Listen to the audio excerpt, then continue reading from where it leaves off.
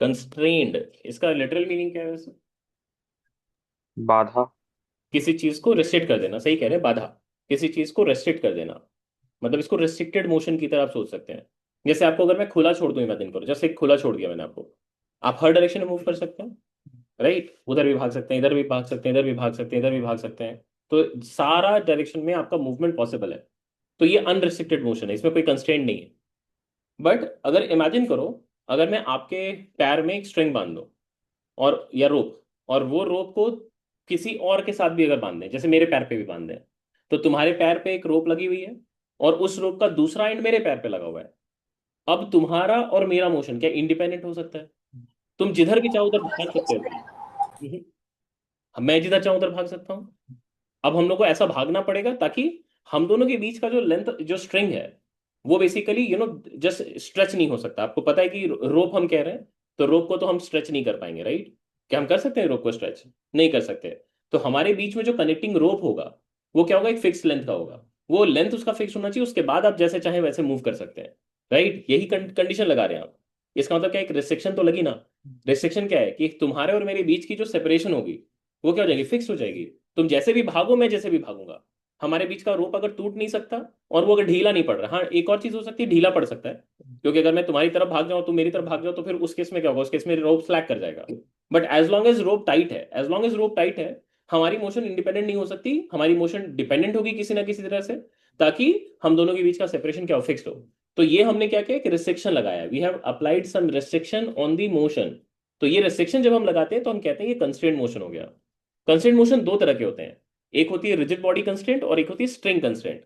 Rigid body constraint का क्या मतलब होता है कि जैसे अगर मान लो कि एक ऑब्जेक्ट है, वो मूव कर रही है, और उसके साथ दूसरा एक ऑब्जेक्ट है, वो भी कॉन्टैक्ट बना के चल रहा है, दोनों चीजें चल रही है।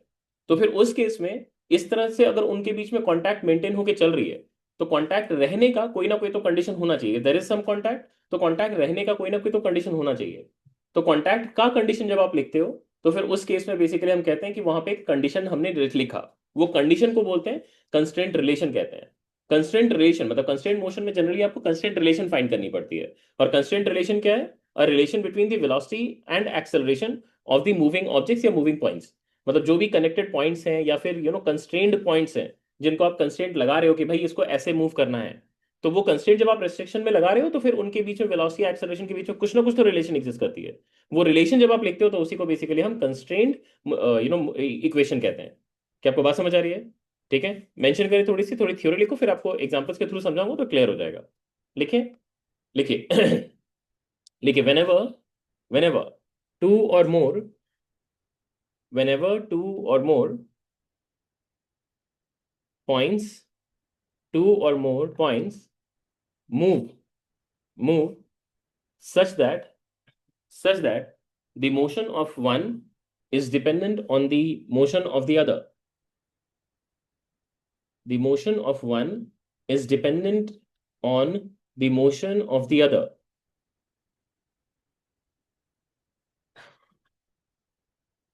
कॉमेडी के लिखिए,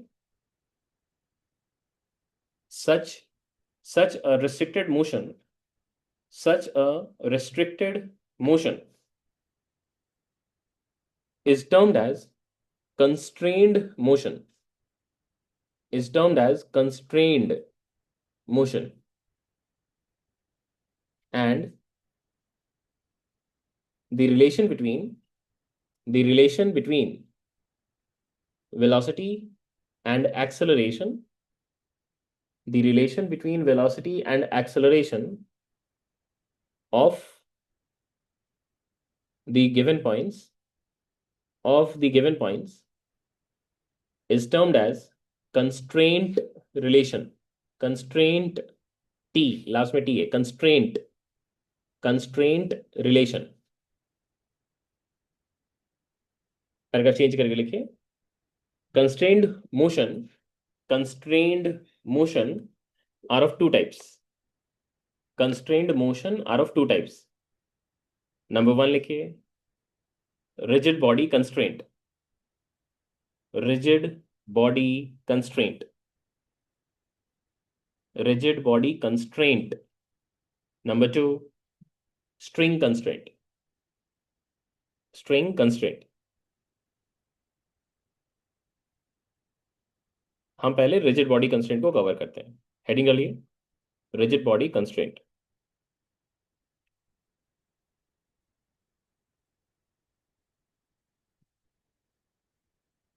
रिजिड बॉडी का क्या मतलब होता है? रिजिड बॉडी का क्या मतलब होता है, लिटरल मीनिंग क्या है? দৃঢ় বস্তু। रिजिड का मतलब होता है जिसको आप डिफॉर्म नहीं এটা कर, এক্সপ্যান্ড এক্সপ্যান্ড বা কন্ট্রাক্ট করে। मतलब जिसको आप डिफॉर्म नहीं कर सकते, सिंपल टर्म से बोले तो उसकी शेप को नहीं बदल सकते। अगर आप कोई चीज की शेप साइज अगर बदल पा रहे हैं तो फिर इसका मतलब क्या वो डिफॉर्मेबल है या फिर वो रिजिड बॉडी नहीं होगा। जैसे अगर मैं यहाँ पे एक बॉटल को लूँ हाथ में तो ये रफली आप इसको मान सकते हैं रिजिड ही है। ठीक है, हाँ अगर आप एक्सट्रीम केस लगाओगे, बहुत सारा ताकत लगाओगे तो आपको लगेगा भाई थोड़ा तो दब रहा है, तो आपको पता चल जाएगा। बट प्रैक्टिकल पर्पसेस की बात करें तो ये इट्स अ रिजिड बॉडी। आप इसको देखोगे तो इसके किसी भी दो पॉइंट के बीच में आप सेपरेशन चेंज नहीं कर सकते। आप यहाँ और यहाँ के बीच का सेपरेशन जो देखोगे, अगर मैं इसको ऐसे ऐसे फेंक के भी अगर किसी की तरफ फेंक दूं जस्ट कैच करने के लिए, तो भी इसका मोशन चाहे जैसा भी सोचो, जैसा भी मोशन हो, इसमें किसी भी दो पॉइंट के बीच में क्या सेपरेशन चेंज होगी? नहीं। समझ आ रही है? So that's basically a rigid body. But अगर मैं बोलूं आपका हाथ रिजिड बॉडी है या नहीं है? Is your hand a rigid body? नहीं है? क्या है या नहीं है? है? नहीं है या नहीं है? ये देखो डिफॉर्मेबल है। अगर आपको लगता नहीं आप इंसान है, दबा के देख लीजिए। आप दबा के देख लो। अब कुछ लोग सच में दबा के चेक कर रहे हैं कि देख लेते हैं भाई हम इंसान है कि नहीं है। Hands are deformable, right? ये मसल्स ही तो बने हुए हैं, क्या है ये तो डिफॉर्मेबल है। तो कोई भी चीज जिसको आप डिफॉर्म कर सकते हैं उसको आप रिजिड बॉडी नहीं कह सकते। ठीक है, तो डिफॉर्मेशन जिसमें आ सकती है उसको हम रिजिड बॉडी नहीं बोलेंगे। तो रिजिड बॉडी का सबसे पहला कंस्ट्रेंट ये है कि separation between any two points, कोई भी दो पॉइंट आप इस ऑब्जेक्ट में ले लो, उनके बीच की सेपरेशन हम बदल नहीं सकते। That is the constraint. तो अब आप मोशन जैसा चाहे दो, अगर मैं इसको ऐसे स्पिन करके फेंक दूंगा तो इसकी वेलोसिटी अलग डायरेक्शन में होगी, इसकी वेलोसिटी अलग डायरेक्शन में होगी। बट हम एक चीज को कभी चेंज नहीं कर सकते, और वो क्या है? इनके बीच की सेपरेशन। आपको बात समझ आ रही है? सो उस कंस्ट्रेंट को जब आप यूज करते हो तब आपके पास वेलोसिटी का रिलेशन या एक्सेलरेशन का रिलेशन अपने आप आने लगता है। अब उसी को लिखना आप सीखेंगे यहाँ पे। ठीक है, तो पहले लिख लें कि रिजिड बॉडी का मतलब क्या है, लिखिए। For any rigid object, for any rigid object, the separation between the separation between any two any two material points, separation between any two material points of the object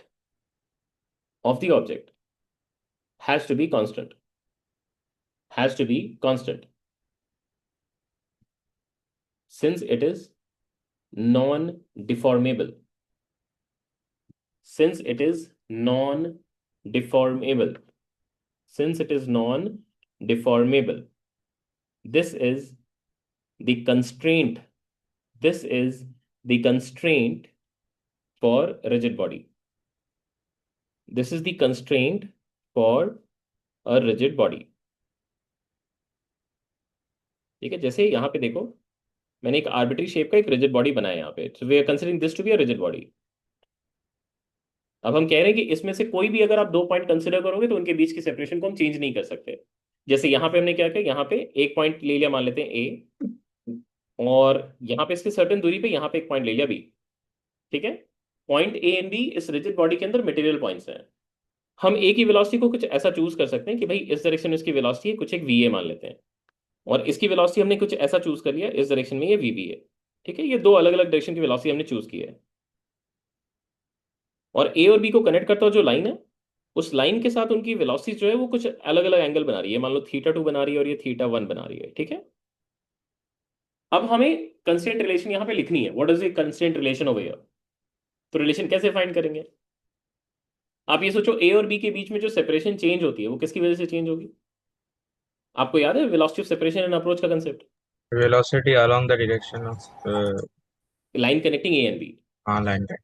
जैसे ये ए है, ये B है, अगर मैं इसको ऐसा दिखाता हूँ मूव करता हुआ तो इसके वेलोसिटी के दो कंपोनेंट ब्रेक करते हुए किधर है और एक इधर। इसका रोल क्या होता है? ओरिएंटेशन चेंज करना, रिमेंबर, घुमाता है ये। बट इसकी वजह से क्या होती है? सेपरेशन बदलती है। तो आपको कौन से कंपोनेंट के साथ डील करना है? You are suppose to deal with the component which is along the line joining them. ये डायरेक्शन में वेलोसिटी कितनी है? v1, sorry V A into cos of theta 1, और इस डायरेक्शन में वेलोसिटी कितनी है इसकी? V B cos of theta 2। आप ये चेक करो कि अगर इन दोनों में से कोई भी बड़ा हो गया, जैसे ये ज्यादा है और ये कम है, इमेजिन करो ये है 2 मिलीमीटर पर सेकेंड, और ये मान लो इधर है 5 मिलीमीटर पर सेकेंड, जैसे एग्जाम्पल बोल रहा हूँ मैं आपको, 5 मिलीमीटर पर सेकेंड। इसका क्या मतलब है? इसका मतलब है रिलेटिव। कि 1 सेकेंड में ये इधर से इधर कितना मूव कर जाएगा, 2 मिलीमीटर, और ये इधर से इधर कितना मूव कर जाएगा, 5 मिलीमीटर। तो क्या सेपरेशन फिक्स रहा है या छोटा हो गया? ये तो छोटा हो कॉन्ट्रडिक्शन गया। है ना। छोटा हो गया। कॉन्ट्रडिक्शन है ये। इसका मतलब क्या लेना पड़ेगा हमें कंडीशन? ये दोनों को सेम लेना पड़ेगा, ये हमेशा सेम होगा। इसका मतलब रिजिड बॉडी का कंस्ट्रेंट का रिलेशन क्या बना हमारे लिए? रिलेशन ये बनेगा, the component of velocity along the line joining any two points has to be identical. आई बात समझ में? Velocity component along the line joining any two points has to be identical, बस उसी का कंडीशन लिखेंगे। आप क्या लिखेंगे यहाँ पे? V A cos of theta 1 has to be V B into cos of theta 2। That's the answer. यही हमारा कंस्ट्रेंट रिलेशन हो गया। This is the constraint relation.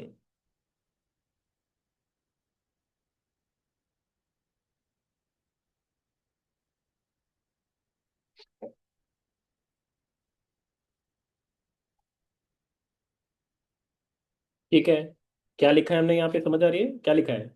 component of velocity along the line joining any two points has to be identical। लिखिए, लिखिए, ओ लिखिए। the component of velocity along the line joining any two points, component of velocity along the line joining any two points has to be identical, has to be identical।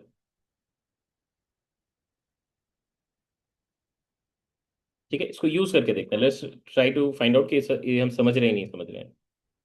दूसरे वाले component के बारे में हम worried नहीं है, क्योंकि दूसरे वाली कंपोनेंट देखो इसमें तो क्लियरली अलग भी है, अलग हो भी सकती है, डायरेक्शन में तो अलग है ही एटलीस्ट।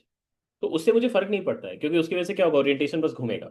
अगर अलग अलग होगा तो उससे ओरिएंटेशन घूमेगा, but I am not worried about it, क्योंकि मुझे सेपरेशन फिक्स रखने के लिए घुमा तो सकी सकते हैं। तुम सोचो ये वाली ये एंड को मैं फिक्स रखूँ और ये वाली एंड को घुमा दूँ, तो ये एंड तो मूव कर ही रहा है, बट ये वाली एंड क्या है, फिक्स्ड है।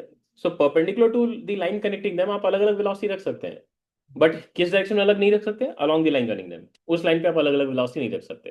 ठीक है, उसी को मैं आपको अप्लाई करके दिखा रहा हूँ एक जगह पे, आप चेक करो। अगर मान लो यहाँ पे जैसे एक वॉल है और यहाँ पे एक फ्लोर है, ठीक है, ये फ्लोर मान लो आप, और इसको आप वॉल मान लो, और यहाँ सोचो एक रॉड है।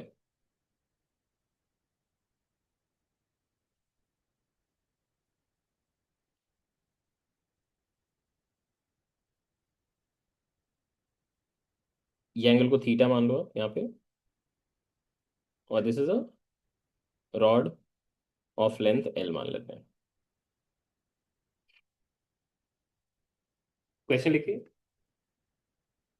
The lower end of the rod, the lower end of the rod, the lower end of the rod is being pulled, the lower end of the rod is being pulled with a constant velocity, is being pulled with a constant velocity,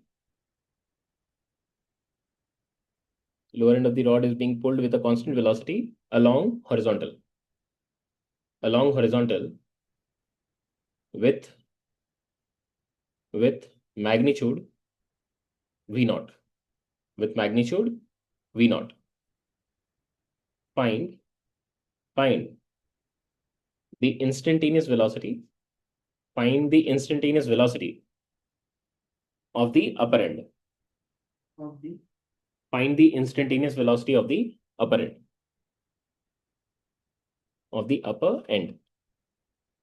ठीक है, मैं करता हूँ, देखो एक बार इसका solution को दो तरीके से एक बार रिप्रेजेंट करते हैं।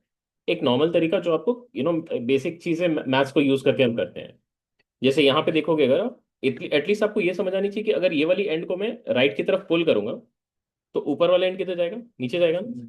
ये समझ पीछे। आ रही है आपको? सबको ये बात समझ आ रही है? इस एंड की वेलोसिटी को अगर मैं यहाँ पे कुछ एक वी ए लिखता हूँ मान लो, और इस एंड की वेलोसिटी को मैं वी बी लिखता हूँ, इनके बीच में कुछ ना कुछ रिलेशन तो है। क्यों रिलेशन है, कि कैसे पता चलता है देयर इज सम रिलेशन? क्योंकि वो दोनों कनेक्टेड है, देखो, राइट, कनेक्टेड पॉइंट्स हैं। तो अगर कनेक्टेड है तो इसका मतलब कुछ ना कुछ तो रिलेशन एग्जिस्ट करती है। Now how do we find out that? एक तरीका है कैलकुलस का तरीका, पहले मैं आपको वो दिखाता हूँ, क्योंकि ज्यादातर आपको इंटरनेट पे यही सोल्यूशन दिखेगी। तो यहाँ पे हमने क्या किया, ये वाले डिस्टेंस को सपोजली हमने y मान लिया। Let us consider this distance to be y। और यहां से लेके यहां तक का डिस्टेंस, इस डिस्टेंस को हमने x मान लिया। आप चेक करो, अगर इस रॉड की लेंथ अगर l है, तो क्या मैं ये लिख सकता हूँ X square plus Y square is L square which is a constant? क्या लिखी जा सकती है? एक्स और वाई बदलेगी, बट क्या एल बदलेगा? नहीं नहीं। बदलेगी। इसका क्या मतलब निकला? अगर मैं इसको डिफरेंशिएट करूं विथ रिस्पेक्ट टू टाइम, तो क्या जीरो आना चाहिए? किसी भी कांस्टेंट का डिफरेंशिएशन क्या होता है? जीरो होता है। तो डिफरेंशिएट करो, so differentiating with respect to time, time के रिस्पेक्ट में अगर हमने डिफरेंशिएट किया, हमें क्या मिलेगा? 2x × dx/dt plus 2y × dy/dt, and that should be equal to zero. Constant का डिफरेंशिएशन हमेशा जीरो ही मिलेगा। अब ध्यान से देख के देखो, dx/dt क्या है? What is dx/dt? x क्या है? देखो इस एंड का position with respect to this fixed line, right? Wall के रिस्पेक्ट में वो ये वाली एंड कितनी वेलोसिटी से मूव कर रही है, वो v है अगर मार्क कर रहे हो आप। तो ये basically rate of change of distance, मतलब पोजीशन ही तो है। तो इसका मतलब dx/dt जो लिखा है हमने वो क्या है? va है। ये आपको समझ आ रही है? dy/dt क्या है? वेलोसिटी ऑफ नहीं, वो v भी नहीं है, माइनस ऑफ v भी है, क्योंकि y तो घट रहा है। कोई चीज घटती है तो उसका रेट ऑफ चेंज क्या आएगा? नेगेटिव आएगा। तो वीबी जब आप लिखोगे तो माइनस ऑफ dy/dt लिखना पड़ेगा। आपको बात समझ आ रही है? तो अब यहाँ पे सब्स्टिट्यूट कर देते हैं इसको। देखो यहाँ पे सब्स्टिट्यूट करें, ये टू तो हट ही जाएगा, कॉमन चीज है, ये हट जाएगा। अब यहाँ से नेक्स्ट स्टेप में लिख सकते हैं x इंटू, अब dx/dt is va plus y into dy/dt is minus of VB, and that should be equal to zero. तो वीबी की वैल्यू कितनी आ गई? So VB becomes va into X over Y. Diagram में check करके X और Y की ratio बताओ कितनी है? एक्स और वाई का रेशियो कितना है? y इक्वल्स टू एक्स और वाई का y ratio? by x tan theta. Cot cot theta. Theta base by theta. लगा है, तो क्या हो जाएगा? कॉट थीटा आ जाएगा। आ रहा है ना ये हो गया डिजायर्ड रिलेशन।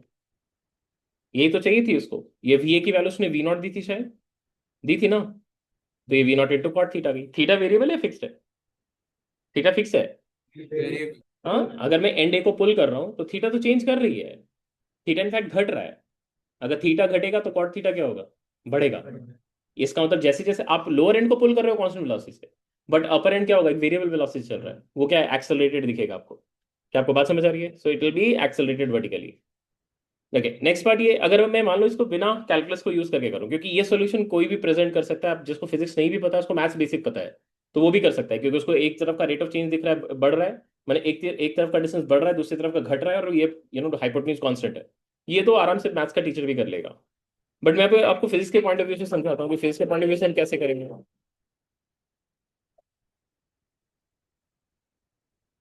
हाँ भाई, क्लास में। ठीक है, कॉल बैक। हाँ, ओके। सो यहाँ पे आपको क्या दिखेगा? अगर आप यहाँ पे देखो, जो आपने अभी थोड़ी देर पढ़ा उसको, पहले पढ़ा उसको यूज करो। हमने क्या पढ़ा था कि अगर कोई भी रिजिड ऑब्जेक्ट है, उसके अंदर दो मटेरियल पॉइंट्स का अगर हमको वेलोसिटी पता है, तो component of velocity along the line connecting them क्या होनी चाहिए? कांस्टेंट। तो अगर मैं इन दोनों को कनेक्ट करता हूँ, एक लाइन खींचू, यहाँ पे सोचो, इन दोनों को कनेक्ट करता हुआ लाइन कौन है? यही तो है। क्या ये खुद ही ये रॉड ही तो लाइन है? Can you see this? तो इस तरफ की जो कंपोनेंट आएगी वो क्या होनी चाहिए? सेम होनी चाहिए। ब्रेक करो component. What is this angle हो भैया? ये एंगल कितनी है? 90 minus theta. 90 minus theta. 90 degree minus theta. तो इस तरफ की कंपोनेंट कितनी आई? B B sine theta. Sine theta. B B cos 90 minus theta मतलब साइन थीटा। और वी ए की जो कंपोनेंट इस लाइन के अलॉन्ग आएगी, ये एंगल बी तो ए थीटा ही कॉस है। थीटा। चेक करो, ये एंगल थीटा ही है, तो इधर कितनी आ रही है? V A cos theta. दिख रही है? और ये दोनों क्या होनी चाहिए? सेम। तो डायरेक्टली लिखो, V A cos theta should be equal to V B sine theta. और यहां से देखो, आपको वी बी तुरंत ही मिल गई है। V B becomes V A into cot theta. Same आ रही है? यहाँ पे तो आसानी से आ गया, पिछली बार तो आपने काफी मेहनत करके निकाला। समझ आई सबको? हाँ सर। क्लियर है सबको? ये रिजिड बॉडी का यस सर। रिजिड बॉडी के कंस्ट्रेंट का एक टाइप ऑफ क्वेश्चन हुआ। एक दूसरा टाइप ऑफ क्वेश्चन, जैसे इसमें देखोगे तो ए और बी एक ही मटेरियल ऑब्जेक्ट के हैं या दूसरे अलग अलग ऑब्जेक्ट के हैं? दो अलग अलग ऑब्जेक्ट के हैं? एक ही ऑब्जेक्ट के हैं। Do you see that? एक ही ऑब्जेक्ट के लिए दो मतलब दो अलग अलग पॉइंट है। बट ऐसा भी तो सिचुएशन हो सकता है हम दो अलग अलग ऑब्जेक्ट के लिए पॉइंट्स कंसिडर करें। जैसे अगर इमेजिन करो यहाँ पे एक ऑब्जेक्ट है, this is one rigid object, और यहाँ पे इमेजिन करो एक और रिजिड ऑब्जेक्ट, ठीक है। और अब मैं कह रहा हूँ कि इन दोनों को मैं कांटेक्ट में रख के चलूंगा। कांटेक्ट में रख के चलने का कंडीशन है ना, कांटेक्ट किसकी वजह से लूज करेगा वो सोचते हैं पहले, ठीक है।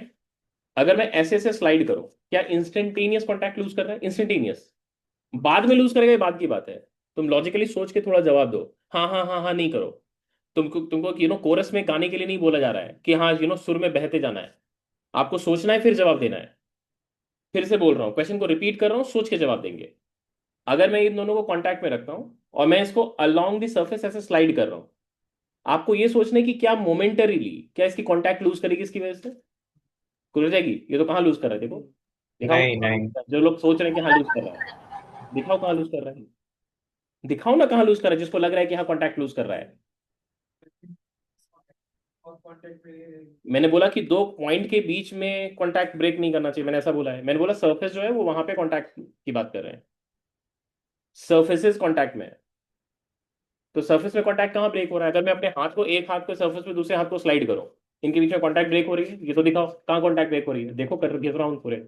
अगर तुमको खुद विश्वास नहीं हो रहा खुद ही घिस के देख लो, बुद्धू हो तो अगर इतने तो यहाँ पे इसको इससे अगर आप सरफेस के पैरेलल अगर आप रिलेटिव मोशन रखते हो, रिलेटिव मोशन है ना, है नहीं है, this is relative motion right.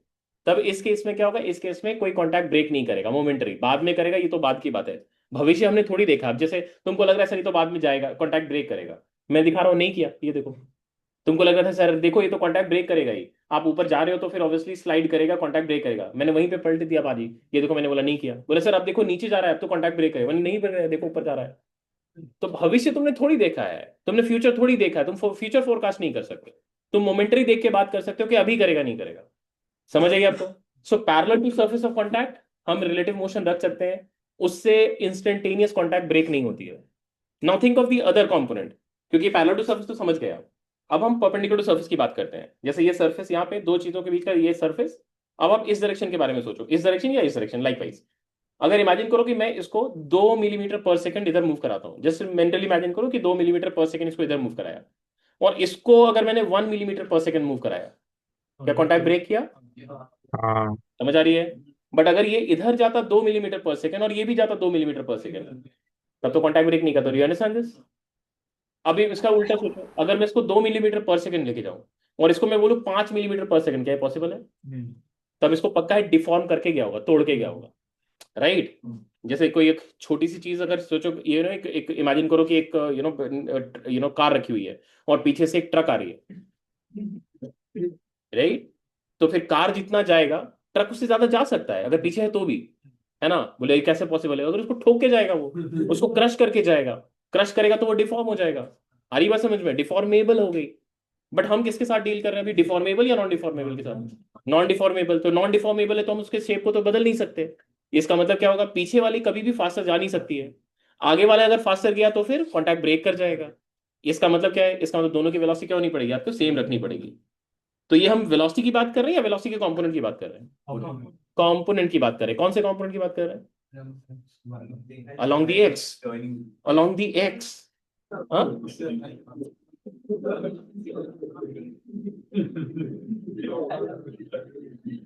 भाई खतरनाक लोग हैं। Along the line joining the 2 point. Along the line joining along the the two line of point. contact. Perpendicular to surface of contact, not along the surface of contact, perpendicular to surface of contact. surface of contact ऐसा था, remember surface कैसा है? ऐसा मेरा हाथ का surface कैसा है? वर्टिकल। और इस डायरेक्शन में तो हम रिलेटिव मोशन रख सकते थे, इससे कॉन्टैक्ट ब्रेक नहीं हो रही है। किसकी वजह से ब्रेक हो रही है? इसकी वजह से। और वो कौन सी डायरेक्शन है? ये हाथ के perpendicular. You understand this? So कहीं पे भी अगर दो सरफेस कांटेक्ट में, तो अपने हाथ से टेबल का ही सोच लो। हाँ, अगर मैं हाथ के टेबल के सरफेस के पैरेलली अगर इसको स्लाइड करूं, क्या मेरा कांटेक्ट ब्रेक कर रहा है?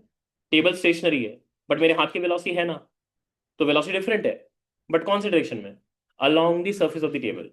But the moment I move my hand upwards, contact break कर गया, क्या ही नहीं किया। इसका मतलब क्या है? इसका मतलब मैंने perpendicular to surface of contact एक डिफरेंट वेलोसिटी रखी, तो नहीं होगी। मैं नीचे जा सकता हूँ क्या? ना, इधर भी नहीं जा सकता। तो perpendicular to surface of contact अगर मैं इधर जाऊंगा, कोशिश करूंगा, तो मेरा हाथ डिफॉर्म हो रहा है, हो रहा नहीं हो रहा है? अगर हम अपने हाथ को अगर ऐसे रख के किसी सर्फेस के अगेंस्ट अगर ऐसे पुश करेंगे तो हाथ तो डिफॉर्म होता है ना वहां पे, राइट? क्यों? क्योंकि perpendicular to surface of contact आप एक डिफरेंट वेलोसिटी रखने की कोशिश कर रहे हो, और उस केस में आपका हैंड डिफॉर्मेबल है, तो क्या होगा? डिफॉर्म कर जाएगा। बट एक एक्सटेंट के बाद तो डिफॉर्मेबल नहीं रहता, तब आपका हैंड क्या हो गया? रिजिड बॉडी हो गया। अब रिजिड बॉडी की प्रॉपर्टीज इसमें आ गई है, अब नहीं आ रहा है। इसका मतलब क्या है? इसका मतलब इस डायरेक्शन में अब हम उसको फर्दर पुश नहीं कर सकते। आई बात समझ में? ठीक है, तो रिजिड बॉडीज अगर दो अलग अलग हैं और उनके कांटेक्ट में रहने की अगर हम बात कर रहे हैं, तो क्या कंडीशन लगाना पड़ेगा हमें? Parallel to surface of contact they may have different velocity, may have कह रहा हूं, विल हैव तो पता नहीं है, but perpendicular to surface of contact they will certainly be having same velocity. अगर एक का ज्यादा है दूसरे से, तो या तो कांटेक्ट ब्रेक करेगा या फिर डिफॉर्म हो जाएगा। आई बात समझे? दोनों केस हमने डिस्कस किया, ठीक है? मेंशन करें इसको। जितने लोग ऑनलाइन है सबको क्लियर है यहाँ? Yes sir. ठीक है, Yes. Yes, sir. Mention Yes, करिए। sir. If two different, please अपने माइक्रोफोन ऑफ कर दीजिए जिसका भी माइक्रोफोन ऑन है। If two different objects are moving by maintaining physical contact, maintaining physical contact, then पहला parallel to surface of contact, they may have they may have different velocity. Number two, perpendicular to surface of contact, perpendicular to surface of contact, they will have identical velocity. इसको दिखाने के लिए एक छोटी सी situation आप draw करके दिखा दो।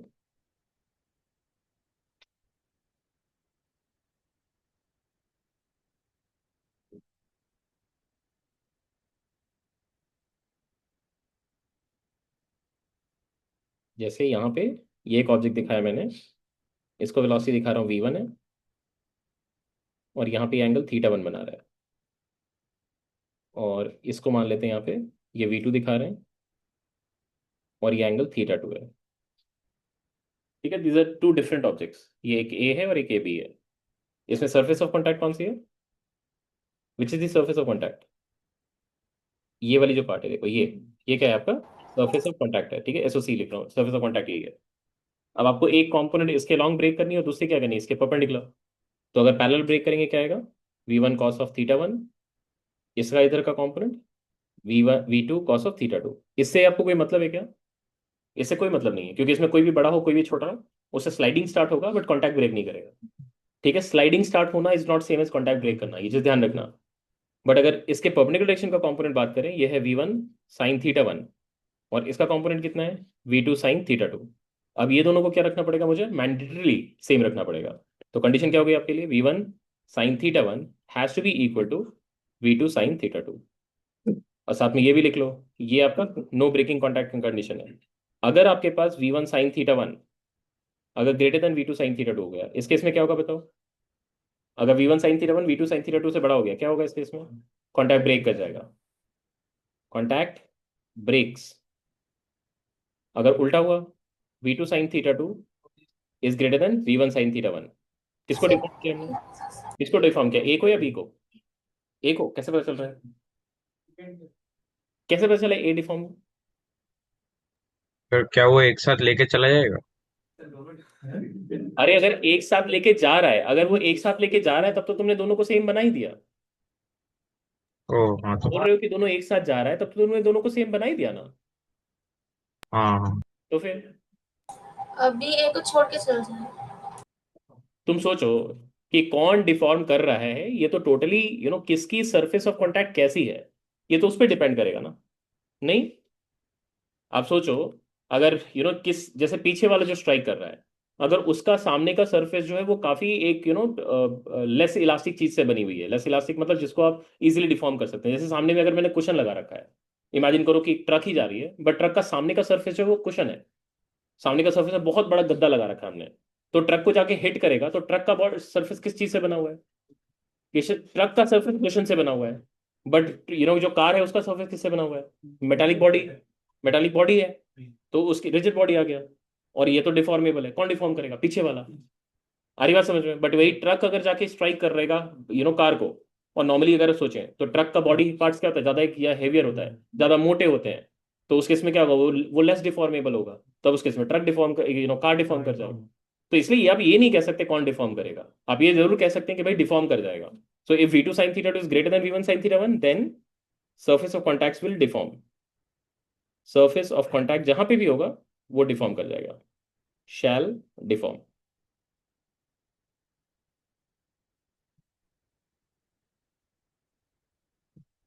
आई होप समझ आई सबको। अगर समझ आइए तो अभी एक एप्लीकेशन करके दिखाएंगे, ठीक है?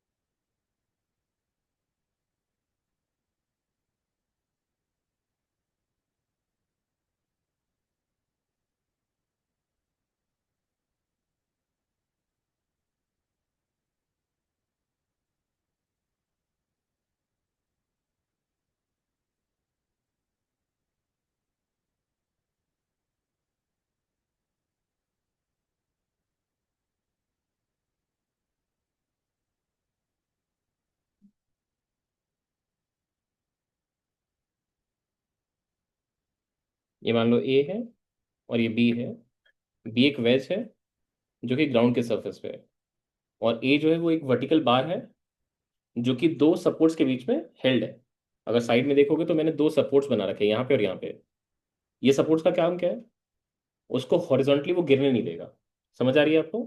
वो उसको साइडवेज गिरने नहीं देगा, ना तो लेफ्ट गिरने देगा ना तो राइट गिरने देगा। तो ए का मोशन रिस्ट्रिक्टेड हो गया। ए का मोशन रिस्ट्रिक्टेड हुआ ही नहीं हुआ। किधर है उसका मोशन? सिर्फ वर्टिकल, राइट। लाइकवाइज बी जो है वो किधर मूव कर सकता है? बी किधर मूव कर सकता है? horizontal. बिल्कुल हॉरिजॉन्टल, क्योंकि बी हॉरिजॉन्टल सरफेस पे रखा हुआ है। तो बी को आप हॉरिजॉन्टली मूव करा सकते हो और ए को आप वर्टिकली मूव करा सकते हो, और दोनों के बीच फिजिकल कांटेक्ट भी रखना है। तो क्या ये कंस्ट्रेंट रिलेशन का पार्ट हुआ? है नहीं है, क्योंकि मोशन रिस्ट्रिक्टेड हो गई है। मतलब एक दूसरे पे डिपेंडेंट कुछ ना कुछ तो मोशन है। आपको यही बताना है कि कंस्ट्रेंट रिलेशन क्या है यहाँ पे। अगर मान लो कि इसकी वेलोसिटी नीचे की तरफ ये V1 है और इसकी वेलोसिटी इस तरफ V2 है। लाइकवाइज इसकी एक्सेलरेशन नीचे की तरफ A1 है और इसकी एक्सेलरेशन इस तरफ A2 है। आपको V1 V2 और A1 A2 के बीच रिलेशन बतानी क्या आएगी। देखो जल्दी क्या आ रही है, ट्राई करो।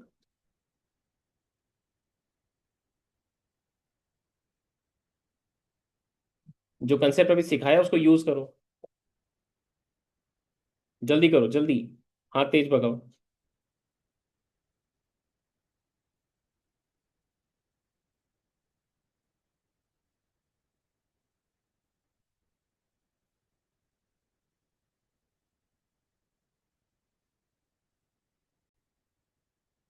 देखो उसने आंसर एक्चुअली उसने जो रिलेशन लगाया वो एक्चुअली सही लगाया, बट फिर बाद में उसने आंसर खुद से बदल दिया क्योंकि उसको लगा कि कुछ और नहीं नहीं ऐसा तो नहीं हो सकता। अब इसका कोई सोल्यूशन क्या बताए तुम्हें? सब कुछ बता दी गई है, अब आपको अकॉर्डिंगली आंसर करनी है। सरफेस ऑफ कॉन्टैक्ट कौन सी है? क्या ये वाली जो सरफेस दिख रही है, क्या यही एसओसी है ही नहीं, वही तो सरफेस ऑफ कॉन्टैक्ट है। तो आपको कंपोनेंट किधर ब्रेक करनी है, किसकी तरफ ब्रेक करनी है, और एक परपेंडिकुलर डायरेक्शन में ब्रेक करनी है। और परपेंडिकुलर डायरेक्शन के कंपोनेंट्स को क्या करना है, इक्वेट कर देना है। तो आप क्या करो, दो पॉइंट्स चूज कर लो, एक यहाँ पे और एक यहाँ पे। क्यों चूज करना जरूरी है? क्यों चूज करना जरूरी है? क्योंकि इसी से तो आप कंपोनेंट ब्रेक करेंगे। Surface of contact. ये देखो, ये दोनों पॉइंट्स प्रेफरेबली आप ऐसे लाइन पे चूज करो जो perpendicular to surface of contact हो, ठीक है? अब यहाँ पे ही हमें क्या करना है, इसकी वेलोसिटी इधर मार्क करनी है। ये वेलोसिटी कितनी है, V1, और दूसरे पॉइंट की वेलोसिटी कितनी है, V2। ये देखो ध्यान से आप मार्क करो। ये एंगल आपको ऑलरेडी पता है, दिस इज थीटा, और ये एंगल आपको पता है, this is 90 degree minus theta, पता है ना आपको? राइट। अब इसको थोड़ा सा दूर करके ड्रॉ कर देते हैं ताकि आपको समझना आसान हो। देखो ये वाली, देखो एक पॉइंट हमने यहाँ चूज करी है और एक पॉइंट यहाँ चूज करी है। इसकी वेलोसिटी हम दिखा रहे हैं V1 है और ये एंगल थीटा है। और इसकी वेलोसिटी इधर दिखा रहे हैं v2 है, और ये एंगल 90 डिग्री माइनस थीटा है। क्या आप कॉम्पोनेंट्स ब्रेक कर सकते हैं अब इसके? इस तरफ का कॉम्पोनेंट कितना आएगा, कितना आएगा, v V1 cos theta, theta, और इस तरफ का कॉम्पोनेंट कितना आएगा, V को sin थीटा।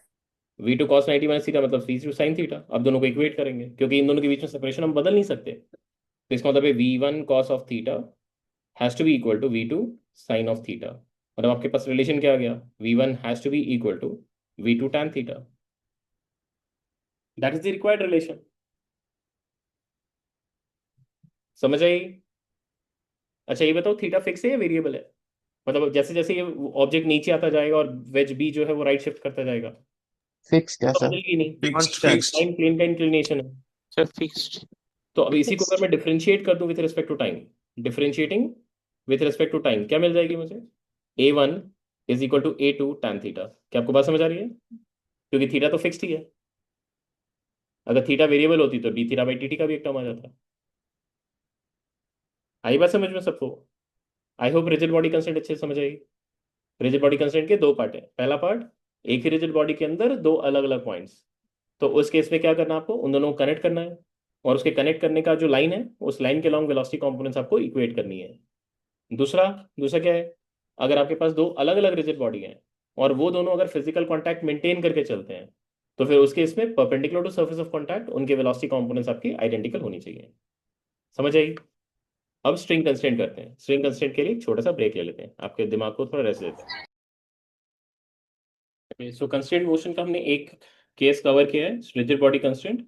हम नेक्स्ट सेक्शन पे मूव करते हैं, स्ट्रिंग कंस्ट्रेंट। हेडिंग डालिए।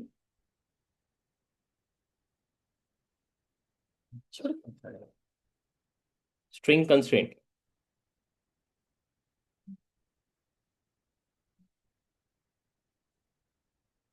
सबसे पहले आप स्ट्रिंग कंस्ट्रेंट समझो, इसके पहले आप स्ट्रिंग का आइडियल अजम्पशंस क्या होता है पहले ये समझ लो। जब हम स्ट्रिंग कहते हैं आइडियल है, जैसे आप देखोगे इसके आगे, इस चैप्टर में तो ज़्यादा जरूरत नहीं पड़ेगी आपको, बट नेक्स्ट चैप्टर में आपको पूरा का पूरा जरूरत पड़ेगा। वो कहेंगे कि स्ट्रिंग एक आइडियल स्ट्रिंग है। आइडियल स्ट्रिंग का कुछ अजम्पशंस होता है। पहला, कि उसका मास जो है वो बहुत ही नेग्लिजिबल होता है। नेग्लिजिबल मास होने की वजह से अक्सर उसको जीरो मास का ट्रीट किया जाता है। अब लॉजिकली सोचो, स्ट्रिंग से किसी चीज को जब आप लटकाते हो, तो स्ट्रिंग के कंपैरिजन में जो ऑब्जेक्ट लटका होता है वो क्या होता है, काफी भारी होता है, राइट? अगर आप रोप से किसी चीज को लटकाते हो, रोप से हम किसको लगाते हैं, जो रोप से काफी भारी हो, राइट? स्ट्रिंग से किसको लगाएंगे, जो स्ट्रिंग के कंपैरिजन में काफी हैवी हो। तो इसका मतलब है कि इन जनरल हम, जो हमारे पास स्ट्रिंग होती है उसकी मास को हम इन जनरल इग्नोर करके ही चलते हैं, तो मासलेस हो गए ये मान के चलेंगे। दूसरा, वो इनएक्सेंसिबल होता है। इनएक्सेंसिबल का क्या मतलब है? इनएक्सेंसिबल का मतलब है उसके दो एंड्स को अगर आप पकड़ के खींचोगे तो एक स्ट्रेच लेंथ आपको दिख जाएगी, मतलब स्ट्रेट लेंथ, और वो लेंथ जो है वो आप कभी भी बदल नहीं सकते। तो वापस से रिजिड बॉडी जैसा कंस्ट्रेंट यहाँ पे भी आ जाएगा। जैसे रिजिड बॉडी में किसी भी दो पॉइंट को कनेक्ट करता हुआ लाइन लिया और वो लाइन के अलोंग का कंपोनेंट ब्रेक किया, वो हमेशा सेम होना चाहिए। तो वैसे ही अगर स्ट्रिंग है, तो स्ट्रिंग का शेप तो आप बेसिकली चेंज कर सकते हो। जैसे स्ट्रिंग में हम क्या करते हैं, स्ट्रिंग को एक पुली के ऊपर लपेट कर गिरा दिया, तो दो तरफ दो मास लटका दिया हमने। अब एक मास अगर नीचे जाएगा तो दूसरा ऊपर जाएगा, राइट? तो ये क्यों कह रहे हैं? क्योंकि स्ट्रिंग का जो लेंथ है वो क्या है, फिक्स है, हमें पता है। तो एक तरफ से अगर वो नीचे गिरेगा तो उसका लेंथ क्या होगा, बढ़ जाएगा। तो अगर एक तरफ से लेंथ बढ़ रहा है तो दूसरी तरफ से छोटा होना पड़ेगा ना, ताकि क्या हो, आपका लेंथ ऑफ स्ट्रिंग क्या है, फिक्स है। सो रिस्ट्रिक्शन इस बार हम किस पे लगाएंगे, रिस्ट्रिक्शन स्ट्रिंग पे लगाएंगे, कि स्ट्रिंग का जो लेंथ होना चाहिए वो कभी भी बदलना नहीं चाहिए। स्ट्रिंग का लेंथ शुड बी इंटैक्ट, मतलब जो भी लेंथ आपको दिख रही है वो लेंथ आपकी बदलनी नहीं चाहिए। तो इस चीज पे हम कंडीशन लगाएंगे। तो दो अजम्पशंस आपको पता चल गया, एक मासलेस होगा और दूसरा वो इनएक्सेंसिबल होगा। और तीसरी एक और अजम्पशन होती है कि वो फ्रिक्शनलेस होता है। फ्रिक्शनलेस मतलब कि वहां पे वो जब किसी भी चीज के साथ कांटेक्ट बना के चलता है, जैसे पुली के ऊपर स्लाइड कर रहा है, तो फिर उस केस में अगर उसने कह रखा है कि ये स्ट्रिंग आइडियल है, तो आप ये मान के चलेंगे कि वहां पे कोई फ्रिक्शन नहीं है। फ्रिक्शन एक्चुअली हमें क्या करता है, चलने में हेल्प करता है। जैसे हम चलते हैं तो फ्रिक्शन की वजह से ही चलते हैं। हम सरफेस को क्या करते हैं, पुश करते हैं। ये पुशिंग इफेक्ट किस लिए हो पाती है, क्योंकि हम पीछे पुश करते हैं तो वो हमें क्या करता है, आगे जाने में हेल्प करता है। लाइकवाइज अगर जैसे ये पुली है सोचो, और इस पुली के ऊपर हमने ऐसे स्ट्रिंग को रैप कर रखा है, तो एक सिचुएशन ये होगा कि आप ऐसे सोचेंगे कि ये पुली के ऊपर जब रैप्ड है तो ये पुली को अपने साथ साथ ऐसे घुमा के जाएगा। समझ आ रही है? तो ये क्या है, ये मतलब यहाँ पे फ्रिक्शन है तभी ये पॉसिबल है, क्योंकि फ्रिक्शन की वजह से क्या होगा, ये इसको इतना जोर से क्लैम्प करके रखेगा कि इसके साथ साथ ये भी घूमेगा। बट हम ये assumption कभी नहीं लेके चलेंगे अनटिल बोला गया है। हम ये मान के चलते हैं कि पुली फिक्स रहती है और ये इसके ऊपर ऐसे स्लाइड करके चला जाता है। आपको बात समझ आ रही है डिफरेंस? तो एक है स्लाइड करके जाना, that is basically because of friction, मतलब फ्रिक्शन नहीं है इस वजह से वो यहाँ पे स्लाइड करके जा पा रहा है। हमारी जो रिजिड मतलब स्ट्रिंग कंस्ट्रेंट है उसमें मासलेस होना और फ्रिक्शनलेस होना का कोई रोल नहीं है। रोल है किसका? रोल है इनएक्सटेंसिबल होने का। क्योंकि स्ट्रिंग अगर लेंथ फिक्स्ड है, वो किससे पता चलता है आपको? इनएक्सटेंसिबल होना से पता चलता है। तो आपको क्या करना है, जब भी आप मोशन कंसिडर करेंगे तो आपको ये ध्यान रखना है कि लेंथ ऑफ स्ट्रिंग आपकी फिक्स होनी चाहिए। तो कुछ पोर्शन में जब आप मोशन देखोगे तो आपको लेंथ कहीं पे बढ़ता हुआ दिखेगा, और कुछ और पोर्शन होगा जहां पे लेंथ आपको घटता हुआ दिखेगा। तो जिस तरफ से वो इलोंगेट कर रहा है तो इलोंगेशन का रेट, और जिस तरफ से वो कॉन्ट्रैक्ट कर रहा है उसका कॉन्ट्रैक्शन का रेट, ये दोनों क्या होना चाहिए? सेम होना चाहिए। जैसे पुलिस के दो मास को दो तरफ लटका दिया, अब यहाँ पे एक तरफ का लेंथ नीचे बढ़ रहा है, दूसरे का तरफ का लेंथ घट रहा है। तो इलोंगेशन का रेट और कॉन्ट्रैक्शन का रेट क्या होना चाहिए? आपका सेम होना चाहिए। उसके लिए जब आप कंडीशन लिखोगे वही हमारा कंस्ट्रेंट रिलेशन बन जाएगा, जिसको स्ट्रिंग कंस्ट्रेंट बोलेंगे। आई बात समझ में? लिखें तो पहले तो आइडियल अजम्पशन ऑफ स्ट्रिंग लिख लीजिए। स्ट्रिंग आइडियल होने का क्या मतलब है? Ideal string assumptions. पहला, ये मासलेस होते हैं। दूसरा, फ्रिक्शनलेस होता है। और तीसरा, इनएक्सटेंसिबल होता है। इनएक्सटेंसिबल। ये इनएक्सटेंसिबल होना ही हमारे लिए स्ट्रिंग कंस्ट्रेंट है।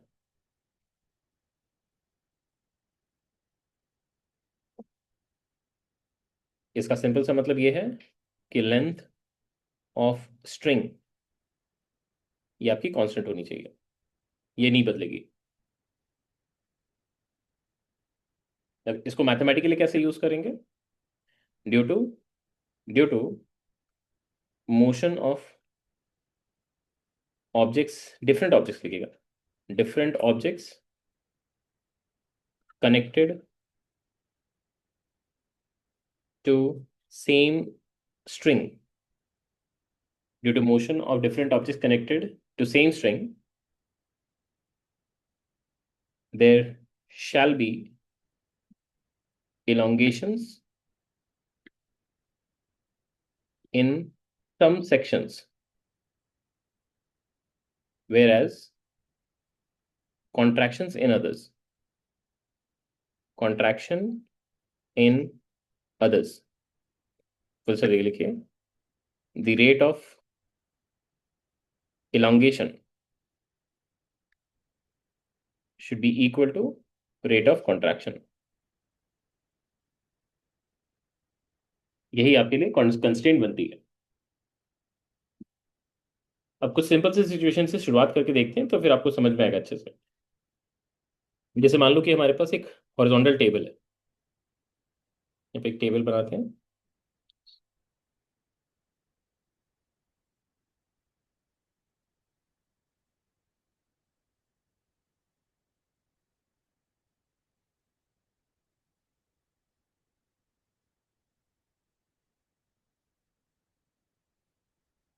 और इस टेबल पे मान लो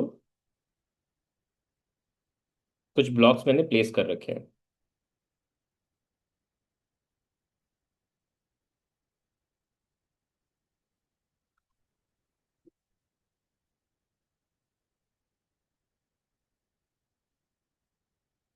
और ये ब्लॉक्स कुछ कांटे के थ्रू होके दूसरे ब्लॉक से भी कनेक्टेड आपको दिखेंगे।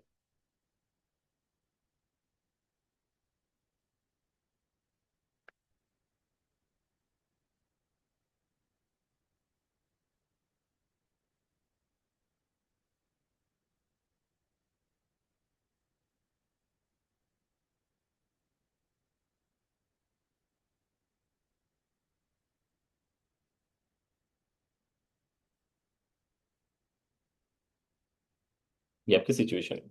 ठीक है, सो तीन ब्लॉक्स यहाँ पे मैंने दिखा रखे हैं। जैसे सोचो ये ए है, ये बी है और ये सी है।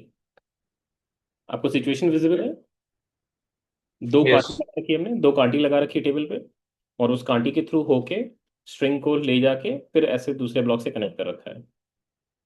अब मान लो कि मैं क्या कर रहा हूँ, यहाँ पे ब्लॉक ए को इधर पुल कर रहा हूँ। ठीक है, क्या बता सकते हैं ब्लॉक बी किधर जाएगा?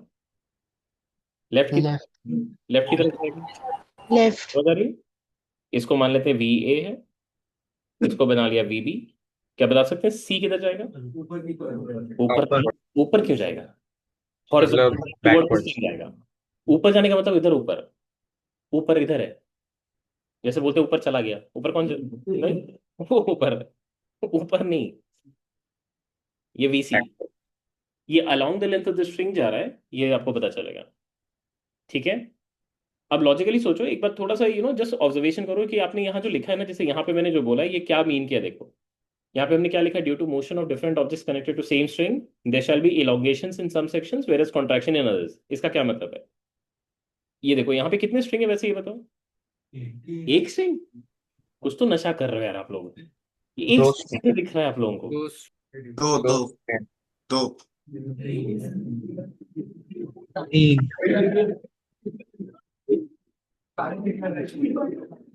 तीन तीन तीन तीन? मुझे तो दो ही दिख रहा दो चार।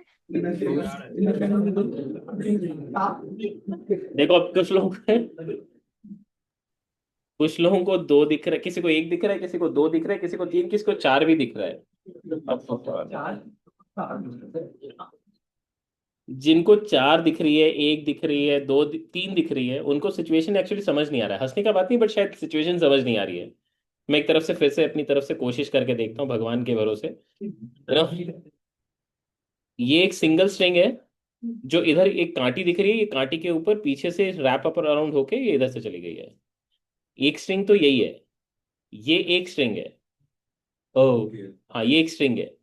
ओ हाँ, ठीक है। अब दूसरा स्ट्रिंग ये है दूसरा स्ट्रिंग, जो इधर आया, फिर इधर कांटी के अराउंड घूम के फिर इधर से इधर कनेक्ट हो गया। अच्छा, किसी को जो जिसको एक दिख रहा था, वो कैसे बेसिस पे दिख रहा था? एक कैसे है ये? कंटिन्यूस है तो बीच के अंदर से चला गया, तो ऐसे है। तो बी तो चल फिर तो पी हिलेगा ही। तो बी कैसे चल रहा है फिर? मतलब अगर मैं इसको ऐसे पास करा दूं, अगर मैं ऐसे सोचूं कि ये इधर चली गई, मेरा हाथ कैसे मूव करेगा? वो टाइट से लगे ऐसे।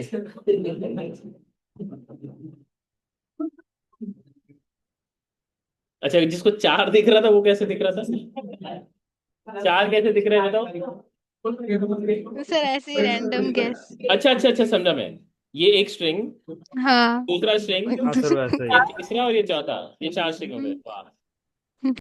तो सब बांध दिए ना, मतलब ये बांध दिए, तो ये मूव कैसे करेगा यार? फिर अगर मैंने इसको यहाँ पे बांध दिया, ऐसे बांध दिया, तो मूव कैसे करेगा? ओहो। चलो एनीवेज, ठीक है, सबको सिचुएशन समझ आ गई। दो स्ट्रिंग है हमारे पास, ठीक है। अब एक बार देखें, जैसे मैंने जो लिखा था वहां पे कि there will be elongations in some sections, इसका क्या मतलब है? जैसे अगर ये वाली ब्लॉक सोचो यहाँ से आगे मूव करती है, आप देखो ये वाली जो लेंथ ऑफ स्ट्रिंग है, क्या ये लंबी होगी नहीं होगी? होगी हाँ ना? क्योंकि यहाँ से जब ये ब्लॉक आगे मूव कर जाएगा तो आपको ये लेंथ बढ़ता हुआ दिखेगा क्लियरली, राइट? तो बट ये तो हो नहीं सकता, आपको पता है ये हो नहीं सकता, लेंथ लंबा नहीं हो सकता। तो कहीं ना कहीं तो छोटा होना पड़ेगा। अब छोटा कहाँ होगा? जब ये ब्लॉक आपका इस तरफ मूव करेगा, सोचो यहाँ से यहाँ पहुंच जाएगा, तो आपको दिख रहा है ये वाला लेंथ अब छोटा हो गया। तो वही चीज हमने लिखा है कि जितना एक तरफ का इलोंगेशन दिखेगा आपको, दूसरी तरफ से कॉन्ट्रैक्शन भी उतनी दिखनी चाहिए। ये इसके लिए हमने अप्लाई किया। ये सिंगल स्ट्रिंग है, ये सिंगल स्ट्रिंग है। लाइकवाइज ये दूसरा स्ट्रिंग है, इसमें भी क्या दिखेगा? जब ये इधर जाएगा, जब ये इधर जाएगा, तब ये वाले सेक्शन के लिए क्या दिखेगा आपको? इलोंगेशन। और ये वाले सेक्शन के लिए क्या दिखेगा? कॉन्ट्रैक्शन। तो इलोंगेशन का रेट और कॉन्ट्रैक्शन का रेट क्या होना चाहिए? सेम। और इलोंगेशन का रेट और कॉन्ट्रैक्शन का रेट अगर देखोगे, पहले इसके लिए अगर लगाएं, इसके लिए, इस वाले स्ट्रिंग के लिए, तो इसका इलोंगेशन का रेट क्या है? VA। क्योंकि अगर कोई बोले कि ये सेक्शन में आपको लेंथ में किस रेट से इंक्रीमेंट दिख रही है, तो वो तो VA ही दिख रही है, क्योंकि अगर आप इसको x मान लोगे तो dx/dt ही तो VA है। लाइकवाइज अगर मैं इसको y मान लूं, तो dy/dt with a negative sign, वही क्या है? VB है, राइट? तो इसका मतलब कॉन्ट्रैक्शन का रेट और इलोंगेशन का रेट सेम किया, तो क्या किया आपने? V और VB को तो इक्वेट किया। तो हमने क्या किया यहाँ पे, इस केस में हमने क्या किया? VA should be equal to VB and this should be equal to VC। Magnitude, क्या वेक्टोरली ये लोग इक्वल है? क्या लोग वेक्टोरली इक्वल है? नहीं, ये डायरेक्शन में सबका अलग अलग है, हम सिर्फ मैग्नीट्यूड को इक्वेट कर रहे हैं। अगर आप ध्यान से देखोगे तो मैंने component of velocity along the length of the string ये सेम रखा है। तुम देखो, अगर सपोजिटली मैं इस VC को इधर भी एक वेलोसिटी दे दूं, क्या पॉसिबल है या नहीं है? अगर मैं इस VC को इधर भी एक वेलोसिटी का कंपोनेंट दे दूं, जैसे इमेजिन करो कि मैंने इसको ऐसा एक डायरेक्शन में प्रोजेक्ट कर दिया जहां पे आप इसका इधर भी एक कंपोनेंट ब्रेक कर पा रहे हो और इधर भी कंपोनेंट ब्रेक कर पा रहे हो, तो तुम सोचो कॉन्ट्रैक्शन किसकी वजह से होगा? इसकी वजह से ना। इस कंपोनेंट की वजह से बस क्या होगा? वो उधर घूम जाएगा, राइट? राइट रोटेशन परफॉर्म करेगा। बट जो घूमने से मेरे को दिक्कत नहीं है, घूमने से कभी भी आपका लेंथ चेंज नहीं होता। घूमने लेंथ किसकी वजह से चेंज होगा? हमेशा component of velocity along the length. Along तो ये चीज जो हमने लिखा है, ये क्या लिखा है, ये रिलेशन वेलोसिटी के लिए नहीं है, ये वेलोसिटी के कंपोनेंट के लिए इनफैक्ट। अगर अगर ऑब्जेक्ट कनेक्टेड टू स्ट्रिंग, अगर वो स्ट्रिंग के अलोंग नहीं मूव कर रही, जैसे यहाँ पे तो मूव कर रहे हैं, बट अगर वो along the length of string नहीं मूव कर रहे हैं, तो आपको क्या करना है, कंपोनेंट ऑफ वेलोसिटी लेना है। किस तरफ? Along the length of string. And फिर उन कंपोनेंट्स को क्या करना है, इक्वेट कर देना। आई बात समझ में आपको? ठीक है, मेंशन करें, लिखें। ये आपने लिख लिया ना? ये क्या लिखा है आपने, इसको जस्ट हाईलाइट करके लिख लो। इसमें हमने क्या लिखा है यहाँ पे, component of velocity, component of velocity of different objects connected to same string, connected to same string has to be identical along the length of string. Component of velocity of different objects connected to same string has to be identical along the length of the string. Component of velocity ध्यान रखिएगा, ठीक है। अब इसको थोड़ा सा apply करके देखते हैं। जैसे कुछ एक सिंपल सा सिचुएशन पहले लेते हैं। अगर मान लो यहाँ पे हमारे पास पुली है, और इस पुली के मान लो हमने इस तरफ एक ब्लॉक लटका दिया, इसको ए कहा,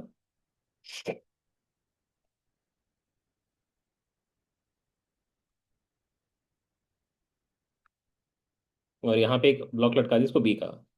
लड़े से हमने इसको नीचे फेंका, नीचे जाना दिया है वीबी से, और इसको ऊपर जाता हुआ देख रहे हैं इसको वीए से। क्या कंडीशन होनी चाहिए? Component of velocity along the length of the string identical होनी चाहिए।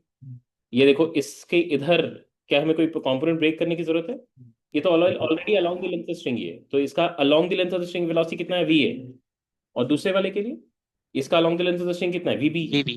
तो ये दिख रहा है, इसकी वजह से क्या होगा, इलोंगेशन, और इसकी वजह से क्या होगा, कॉन्ट्रैक्शन। दिख रही है आपको? तो इसका मतलब यहाँ पे क्या लिखेंगे आप, simply V A should be equal to V B, यही कंडीशन हो जाएगा।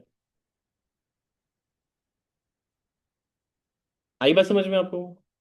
अगर इसी को एक बार और डिफरेंशिएट कर दोगे विथ रिस्पेक्ट टू टाइम, तो किसका रिलेशन मिल जाएगा, एक्सेलरेशन का। तो अगर मान लो मैंने आपको ये एक्सेलरेशन भी दिया होता कि इसका एक्सेलरेशन ए बी है, और इसका एक्सेलरेशन मान लो ए है, तो कंडीशन क्या बनता आपके लिए, इसी को डिफरेंशिएट कर दिया विथ रिस्पेक्ट टू टाइम, आपको क्या रिलेशन मिल गया, acceleration of A will be equal to acceleration of B, यही आ गया।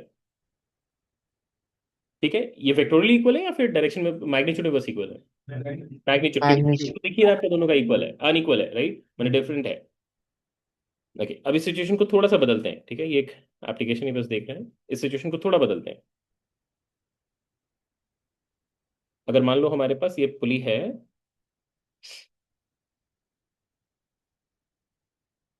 पुली से यहाँ पे मान लो हमने एक ब्लॉक को यहाँ पे लटका रखा है, we are calling this as A. और इमेजिन करो यहाँ पे एक ट्रॉली कार है, we are calling this as B, और ये एंगल मैंने आपको दे दिया थीटा है, ठीक है। और इसकी वेलोसिटी मैंने आपको प्रोवाइड कर दी है, इस डायरेक्शन में ये वी बी है, और इसकी इस डायरेक्शन में जो velocity that is V A,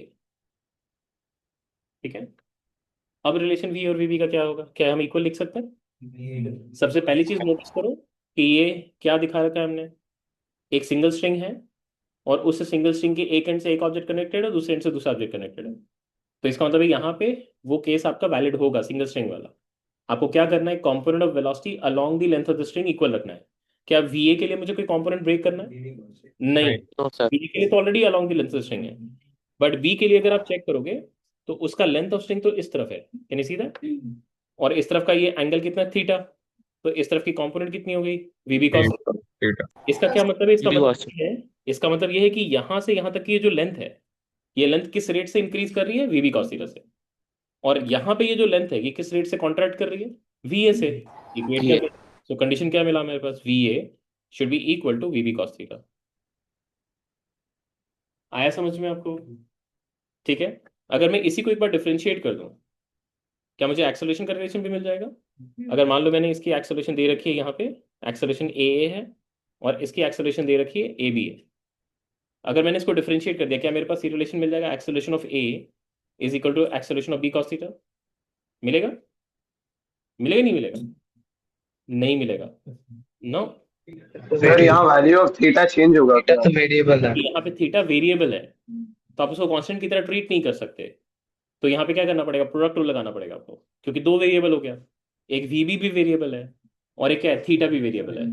तो प्रोडक्ट रूल लगेगा यहाँ पे, और प्रोडक्ट रूल लगा के क्या करना पड़ेगा, आपको डिफरेंशिएट करना पड़ेगा। तो आपके पास रिलेशन क्या आएगा, अगर मैं डिफरेंशिएट करूँ तो D V A by D T, ये क्या आएगा, D V by D T into cos theta plus V B into D by D T of cos theta. आएगा ना? आई बात समझ में आपको? अभी वैल्यू क्या लिखोगे आप, ये हो गई एक्सेलरेशन ऑफ ए, ये हो गई acceleration of B into cos theta plus V B into cos theta का डिफरेंशिएशन क्या होता है, माइनस साइन थीटा। बट यहाँ पे कौन सा रूल लगेगा, चेन रूल, क्योंकि थीटा के रिस्पेक्ट में डिफरेंशिएट नहीं कर रहे हो आप, टी के रिस्पेक्ट में डिफरेंशिएट कर रहे हो। तो क्या लिखना पड़ेगा आपको, D theta by D T भी लिखना पड़ेगा। D theta by D T क्या है, एंगुलर वेलोसिटी है ना। एंगुलर वेलोसिटी कैसे निकालते हो, आपको याद है, वी परपेंडिकुलर बाय आर। याद आ रही है आपको, वी परपेंडिकुलर बाय आर। आप चेक करो यहाँ पे, इस वेलोसिटी का जो ये परपेंडिकुलर कंपोनेंट चेक करो, ये वाली कंपोनेंट ये कितनी है, what is this component, V B sine theta. Can you see that, V B sine theta. और उसके साथ हमें क्या करना पड़ेगा, ये जो लेंथ है, लेंथ ऑफ स्ट्रिंग, इसको डिवाइड करना पड़ेगा। तो यहां से हमें ये एंगुलर वेलोसिटी मिलेगी, ये एंगुलर वेलोसिटी।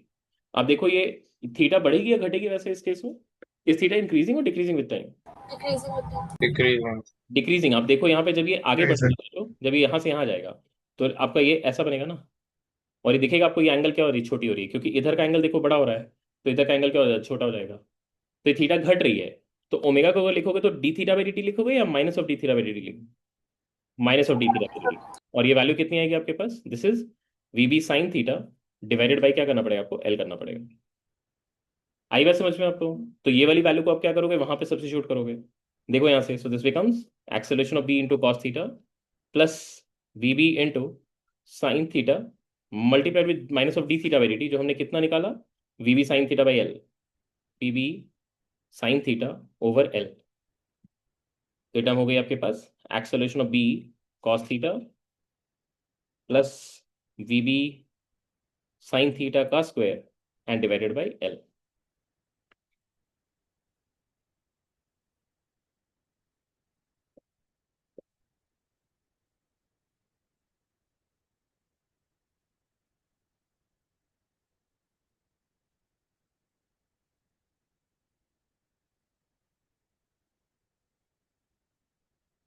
आई होप आपको बात समझ आई है। ये वाली जो रिलेशन हमने निकाली है, देखो ये रिलेशन निकाली, इसमें दो चीजें इंपॉर्टेंट है जो मार्क करने लायक है। पहला ये कि अगर मान लो ये सिस्टम रेस्ट से स्टार्ट करता, मतलब ये जो डायग्राम मैंने दिखा रखा है ये रेस्ट से स्टार्ट करता, बट ये एक्सेलरेटेड मोशन होता। जैसे मैंने खींचना शुरू किया, जब खींचना शुरू करूंगा उस वक्त उसकी वेलोसिटी कितनी होगी, जीरो। तो ये भी जीरो हो जाएगी, राइट, क्योंकि ये रिलेशन तो होल्ड करता है। तो वी भी जीरो होगा तो वी ए भी जीरो हो जाएगा, राइट। तो अगर वी भी जीरो हो गई, अगर ये वी भी जीरो हो गई, तो क्या acceleration of A equal to A B cos theta आ जाएगा, जो कि पहले हमने देखा था वो गलत था। दिख रही है आपको? इसका मतलब ये रिलेशन कब होल्ड करता है, ये रिलेशन अगर लिखूं और ये कब होल्ड करता है, मैं ये पूछूं आपसे, कब होल्ड करेगा, एकदम तब इनिशियल। रेस्ट से स्टार्ट कर रहा है। अगर वेलोसिटी आपके ऑब्जेक्ट की जीरो है, तब ये रिलेशन क्या होगा, होल्ड कर जाएगा। बट अगर वेलोसिटी जीरो नहीं है, तब ये रिलेशन होल्ड नहीं करेगा। आई बात समझ में आपको? एक दूसरी चीज भी देखो, ये वी स्क्वायर बाय आर का फॉर्म है ना, फॉर्म किस तरह का है, वी स्क्वायर बाय आर का दिख रहा है आपको? अब इसको थोड़ा सा इंटरप्रेट करते हैं, क्योंकि मैं इसको एनालिटिकली कर सकता था, जिसको इतना मेहनत करके हमने निकाला है। एनालिटिकली क्या है कि अगर कोई भी चीज मुझे, कोई भी चीज मुझे अगर सर्कुलर मोशन में दिखती है, तो उसके लिए सेंटीमीटर एक्सेलरेशन क्या लिखते हैं, वी स्क्वायर बाय आर लिखते हैं। अगर सर्कुलर मोशन में दिखती है तो, राइट, तुम सिर्फ और सिर्फ इसमें ये वाले पोर्शन ऑफ स्ट्रिंग पे कंसंट्रेट करो, सिर्फ इस पोर्शन पे कंसंट्रेट करनी है। इस पोर्शन पे अगर हम कंसंट्रेट करें, तो मुझे पता है कि इसकी जितनी वेलोसिटी इस तरफ है और इसकी जितनी वेलोसिटी इस तरफ है, ये दोनों सेम है ना। Do we know that velocity along the length of the string क्या होती है, आइडेंटिकल होती है, राइट। बट इस डायरेक्शन में एक डिफरेंट वेलोसिटी है ना। तो अगर मैं अपने फ्रेम को यहां पे फिक्स करके अगर इस पॉइंट को देखूंगा, मुझे क्या दिखेगा, मुझे ये वाली वेलोसिटी तो दिखेगी, कौन सी, वी बी साइन थीटा वाली। और इसका मतलब है उसकी वजह से क्या दिखेगा, मुझे सर्कुलर मोशन दिखेगा। मतलब इस पॉइंट के रिलेटिव अगर निकालूंगा, तो मुझे एक्सेलरेशन कितना दिखेगा, वी बी साइन थीटा का स्क्वायर बाई एल। और रिलेटिव एक्सेलरेशन है, रिमेंबर, इसका मतलब रिवर्ट एंड ऐड अगर लगाएं, रिवर्ट एंड ऐड करें एक्सेलरेशन के साथ, तो मुझे ये रिवर्ट एंड ऐड करने के बाद क्या दिखना चाहिए, वी बी का स्क्वायर बाई एल दिखना चाहिए, वी बी साइन थीटा का स्क्वायर बाई एल दिखना चाहिए। एक बार मैं इसको वापस से इंटरप्रेट करके आपको दिखाता हूँ। देखो, ये है स्ट्रिंग मेरी, दिस इज द स्ट्रिंग, ये वाली एंड और ये वाली एंड। ठीक है, क्या इंफॉर्मेशन है मेरे पास, पहले उसको मार्क कर लेते हैं।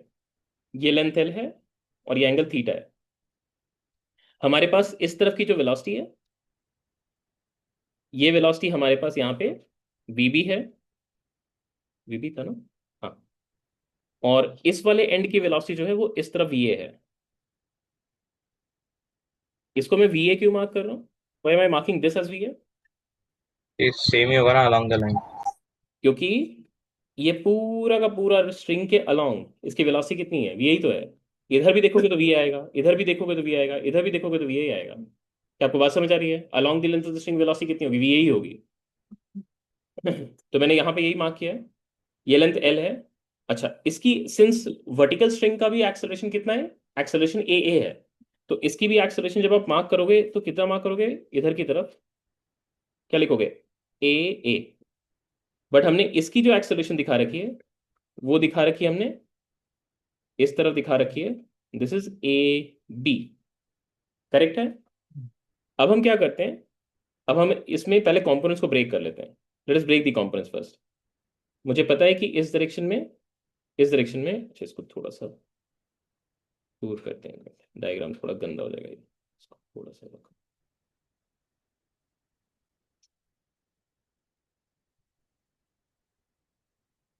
कंपोनेंट्स ब्रेक करने देखो यहाँ पे, इस वेलोसिटी के दो कंपोनेंट ब्रेक करेंगे, एक इधर का, ये जगह वी बी कॉस थीटा, और एक इधर का which is V B sine theta. ठीक है, और बाकी तो कंपोनेंट ब्रेक, अच्छा इसके लिए एक्सेलरेशन का, एक्सेलरेशन का कंपोनेंट अगेन इस तरफ विच इज ए बी का कॉस थीटा, और एक्सेलरेशन का कंपोनेंट एक इस तरफ विच इज ए बी का साइन थीटा। ठीक है, अब आप ध्यान से देखो, अगर मैं अपने फ्रेम को यहां पे फिक्स करूं तो रिवर्ट एंड ऐड करना पड़ेगा, रिवर्ट एंड ऐड करो। इस तरफ हमने ये देखो वी ए को रिवर्ट कर दिया, तुम देखो ये दोनों तो आपस में कैंसिल आउट हो जाएंगे, ये तो पक्का है, क्योंकि अगर इन दोनों का रिजल्टेंट जीरो नहीं आया तो basically along the length of the string क्या होगा, वेलोसिटी आ जाएगी, विच इज अ कॉन्ट्रडिक्शन। और फिर एक्सेलरेशन को भी रिवर्ट करके ऐड करो, एक्सेलरेशन को मैंने रिवर्ट करके ऐड किया, ये ए हो गया। इस बार आप ये नहीं बोल सकते कि ये दोनों, सॉरी, इस बार आप ये नहीं बोल सकते कि ये दोनों को आपस में कैंसिल आउट होना पड़ेगा, क्यों, क्योंकि ये वाली पॉइंट इसके रिस्पेक्ट में देखो ये वाली वेलोसिटी रखती है, और ये लेंथ ऑफ स्ट्रिंग कितना है एल, तो लेंथ के परपेंडिकुलर डायरेक्शन में अगर वेलोसिटी मुझे दिख रही है तो I can not say that the acceleration is zero. मुझे क्या दिखेगा उस केस में, एक सेंटीमीटर एक्सेलरेशन दिखेगा, और वो सेंटीमीटर एक्सेलरेशन कितना होगा, इस वेलोसिटी का square by R, right, V perpendicular का स्क्वायर बाय आर। तो एग्जैक्टली ये हो गई, तो इसके रिस्पेक्ट में एक्सेलरेशन उसको दिख कितनी रही है, दिस माइनस दिस, दिख रही है आपको along the length of the string. तो along the length of the string अगर मैं लिखता वैल्यू तो मुझे क्या लिखता, acceleration of a minus of ab cos theta, this is the relative acceleration along the length of the string। और ये कितनी होनी चाहिए थी, v perpendicular square by l which is basically vb sin theta का स्क्वायर डिवाइडेड बाई l। तुम देखो exactly यही रिलेशन वहां पे आया था, चेक करो, दिखा आपको। ठीक है, तो जो हमने एनालिटिकली किया उसको मैथमेटिकली बेसिकली वहां पे किया गया था। अगर आपसे पूछे इसकी एंगुलर एक्सेलरेशन कितनी है, तो एंगुलर एक्सेलरेशन कैसे निकालते हैं आपको याद है, tangential acceleration eighty is alpha, याद आ रही है। टेंजेंशियल एक्सेलरेशन कौन है, इस पर्सन के रिस्पेक्ट टेंजेंशियल एक्सेलरेशन कौन है, यही तो है। तो ये एक्सेलरेशन को क्या लिख सकते थे, अल्फा एल। तो अगर आपको अल्फा चाहिए था, इफ यू नीडेड अल्फा, तो ये अल्फा निकालने के तरीका क्या होता, इसको निकालने का तरीका होता A B sine theta and divided by L हो जाता। ये टेंजेंशियल एक्सेलरेशन बाई आर किया हमने। जिनकी याददाश्त कमजोर हो गई है, घर जाना और अपने सर्कुलर मोशन के क्लास नोट्स को एक बार रिवाइज कर लेना, ठीक है, क्योंकि वो तो आप पढ़ेंगे तभी जब एग्जाम आएगा ना सर्कुलर मोशन का, है ना, उससे पहले तो पढ़ेंगे नहीं। याद है किसी को ये सारी चीजें, tangential acceleration is alpha, centimetre थोड़ा एक्सेलरेशन थोड़ा ओमेगा स्क्वायर आर, हाँ वी स्क्वायर बाय आर। याद आ रही है? वही है। ठीक है, चलो ठीक है। तो आपने ये देखा अच्छा, एक अब अगर समझ आई आपको, एक और एप्लीकेशन करते हैं। ये तो थोड़ी भारी चीजें हो गई, बट आई होप आपको समझ आ गई। ठीक है, घर में खुद से जाके जब करोगे ना तब पता चलेगा कि समझ आई नहीं आई है। जब घर में जाके एक पेन चलाने पड़ गया ना, पेन फ्रीज हो जाएगा, फिर दिमाग ही नहीं चलेगा कि क्या क्या सर ने बोला था। इसीलिए आज ही करना जरूरी है, कल करोगे भूल जाओगे। तो घर जाके कंप्लीट करके सोना। एक और देखते हैं। अगर मान लो कि ऐसा सिचुएशन है, ऐसा दिखाते हैं।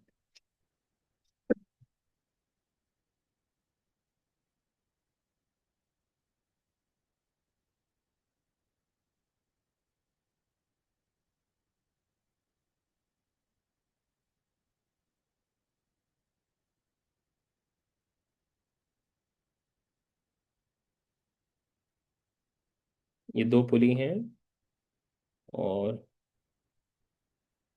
इन पुलिस के हेल्प से हम दो ऑब्जेक्ट को लटकाएंगे। तीन ऑब्जेक्ट इनफैक्ट। यहाँ पे एक ऑब्जेक्ट को लटकाया, और इधर से दो और ऑब्जेक्ट को लटकाएंगे।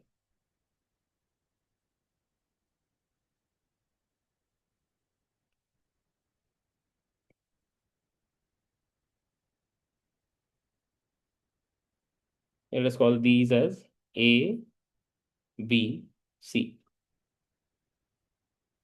ये थीटा है, ये भी थीटा है। Supposedly A and B and are being pulled with constant velocity u। ये दोनों एंड को हम u से पुल कर रहे हैं, और इसके कॉन्सिक्वेंस में B मान लो v वेलोसिटी से ऊपर चला जाता है। आपको पूछा जा रहा है u और v का रेशियो बताओ कितना आएगा।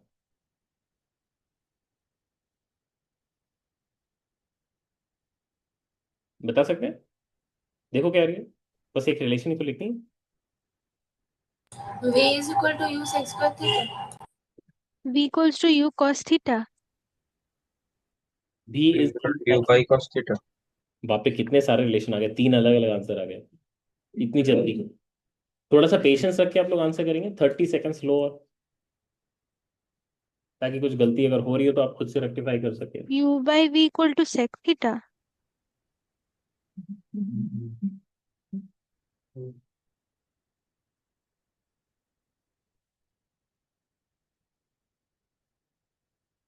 सर मुझे तो वही लग रहा है।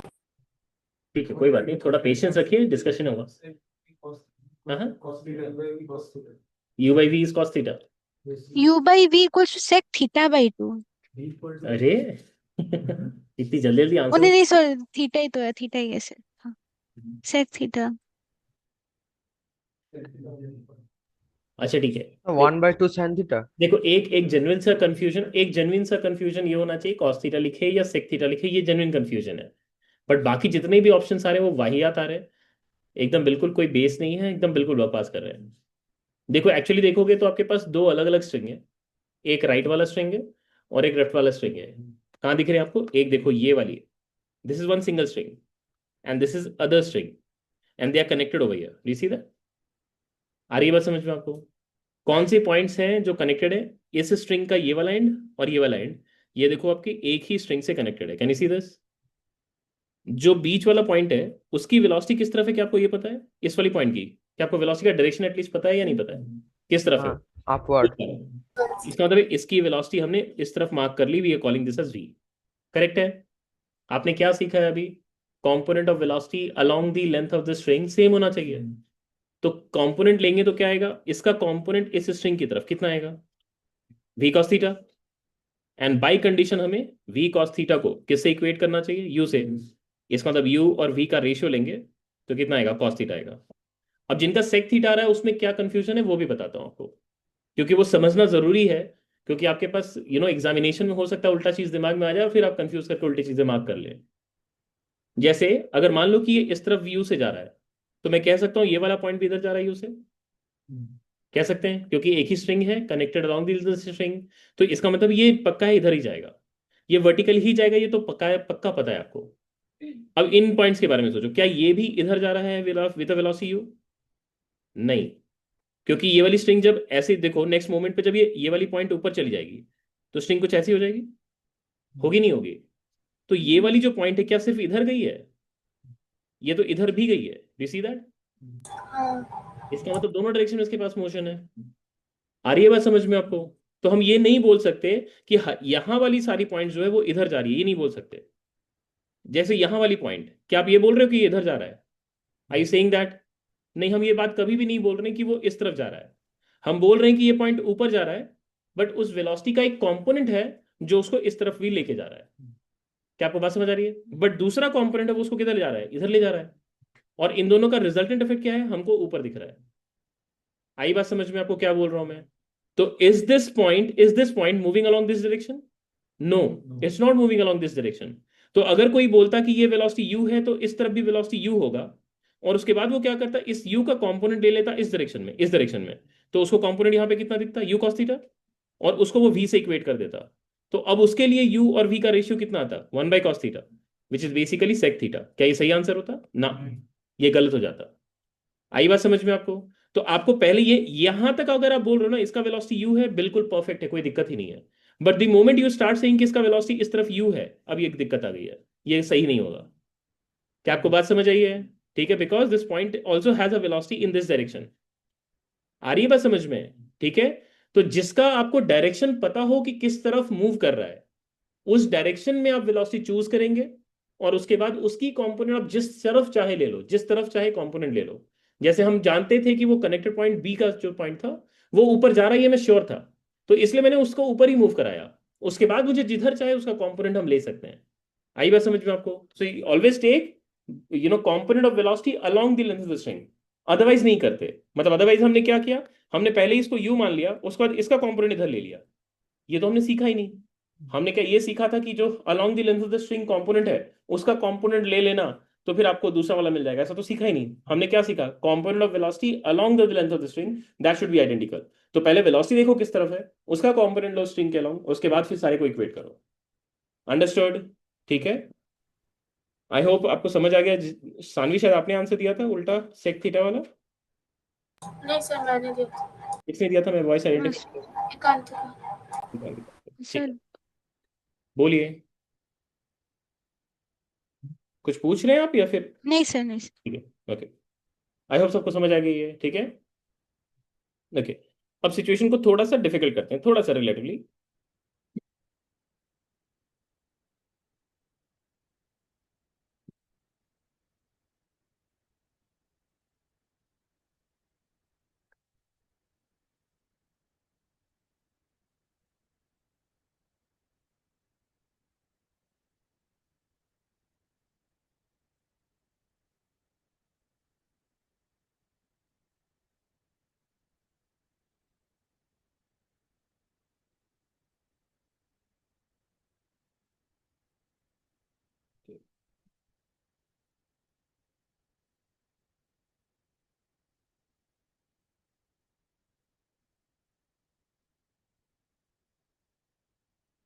ये मान लो ए है, ये मान लो बी है। ठीक है। अब मैंने मान लो कि इस तरफ इसको वेलोसिटी एक वी ए दे, इसको उल्टा कर देता है। इसको इस तरफ वेलोसिटी वी ए दे रखा है, और इसको इस तरफ वेलोसिटी वी बी दे रखा है। एंड फिर से मुझे पूछा जा रहा है वी और वी बी का रेशियो बताओ कितना आएगा। We need this ratio. अब अगर आप देखोगे तो यहाँ पे ये जो एक सिंगल स्ट्रिंग है, देखो आप ये ध्यान से देखो, एक ही सिंगल स्ट्रिंग है। ये एक सिंगल स्ट्रिंग है, कैन यू सी दिस? और ये सिंगल स्ट्रिंग में इस एंड पे तो एक ऑब्जेक्ट कनेक्टेड है, बट दूसरा एंड देखो क्या है, फिक्स्ड। पिछले टाइप मोशन से थोड़े डिफरेंट हो गए। इससे पहले मैंने आपको जितने भी एग्जांपल दिखाए, इसके एक एंड पे भी ऑब्जेक्ट था और दूसरे एंड पे भी ऑब्जेक्ट था, और दोनों मूवेबल एंड से। बट इस बार एक एंड फिक्स हो गई है, दूसरे एंड मूवेबल है। बट बीच में ध्यान दो, मैंने एक और ब्लॉक को लटका दिया है, अब ये मूवेबल है। तो अगर सोचो, अब लॉजिकली सोचो कि आपको सिचुएशन एक्सेस में कैसा दिखेगा। अगर मैं इसको मान रहा हूँ कि नीचे जा रहा है, तो ये पुली भी नीचे जाएगा, उसके कनेक्टेड जो है ये पुली भी तो नीचे जाएगा। तो अगर नेक्स्ट मोमेंट पे ये पुली नीचे गया, सोचो कुछ भी एक अमाउंट से यहाँ से यहाँ नीचे गया, तो ये लेंथ इधर और ये लेंथ इधर। तुम देखो पुली के मूवमेंट, मतलब ये ब्लॉक बी के मूवमेंट से इलोंगेशन इस एंड पे भी आएगा और इस एंड पे भी आएगा। You see that? जो कि पहले नहीं हो रहा था। पहले जो कनेक्टेड ऑब्जेक्ट था वो डायरेक्टली स्ट्रिंग से कनेक्टेड था। तो इस वजह से आपको ब्लॉक के मूवमेंट की वजह से स्ट्रिंग में एक एक तरफ ही आपको इलोंगेशन या कॉन्ट्रैक्शन दिख रही थी। बट इस बार क्या है, दो तरफ आपको इलोंगेशन दिखेगी। बट जब ये ऊपर जाएगा तब ये कॉन्ट्रैक्शन सिर्फ कहाँ पे क्रिएट करेगा, इस सेक्शन। इसका मतलब ब्लॉक बी के मूवमेंट से दो तरफ में आपको इलोंगेशन दिख रही है, और ब्लॉक ए के मूवमेंट से सिर्फ और सिर्फ एक तरफ दिख रही है। तो इसका दो बार का कॉन्ट्रा इलोंगेशन और इसका एक बार का कॉन्ट्रैक्शन, ये क्या होना चाहिए, सेम होना चाहिए, क्योंकि नेट इलोंगेशन और कॉन्ट्रैक्शन तो कुछ भी नहीं हो सकती है।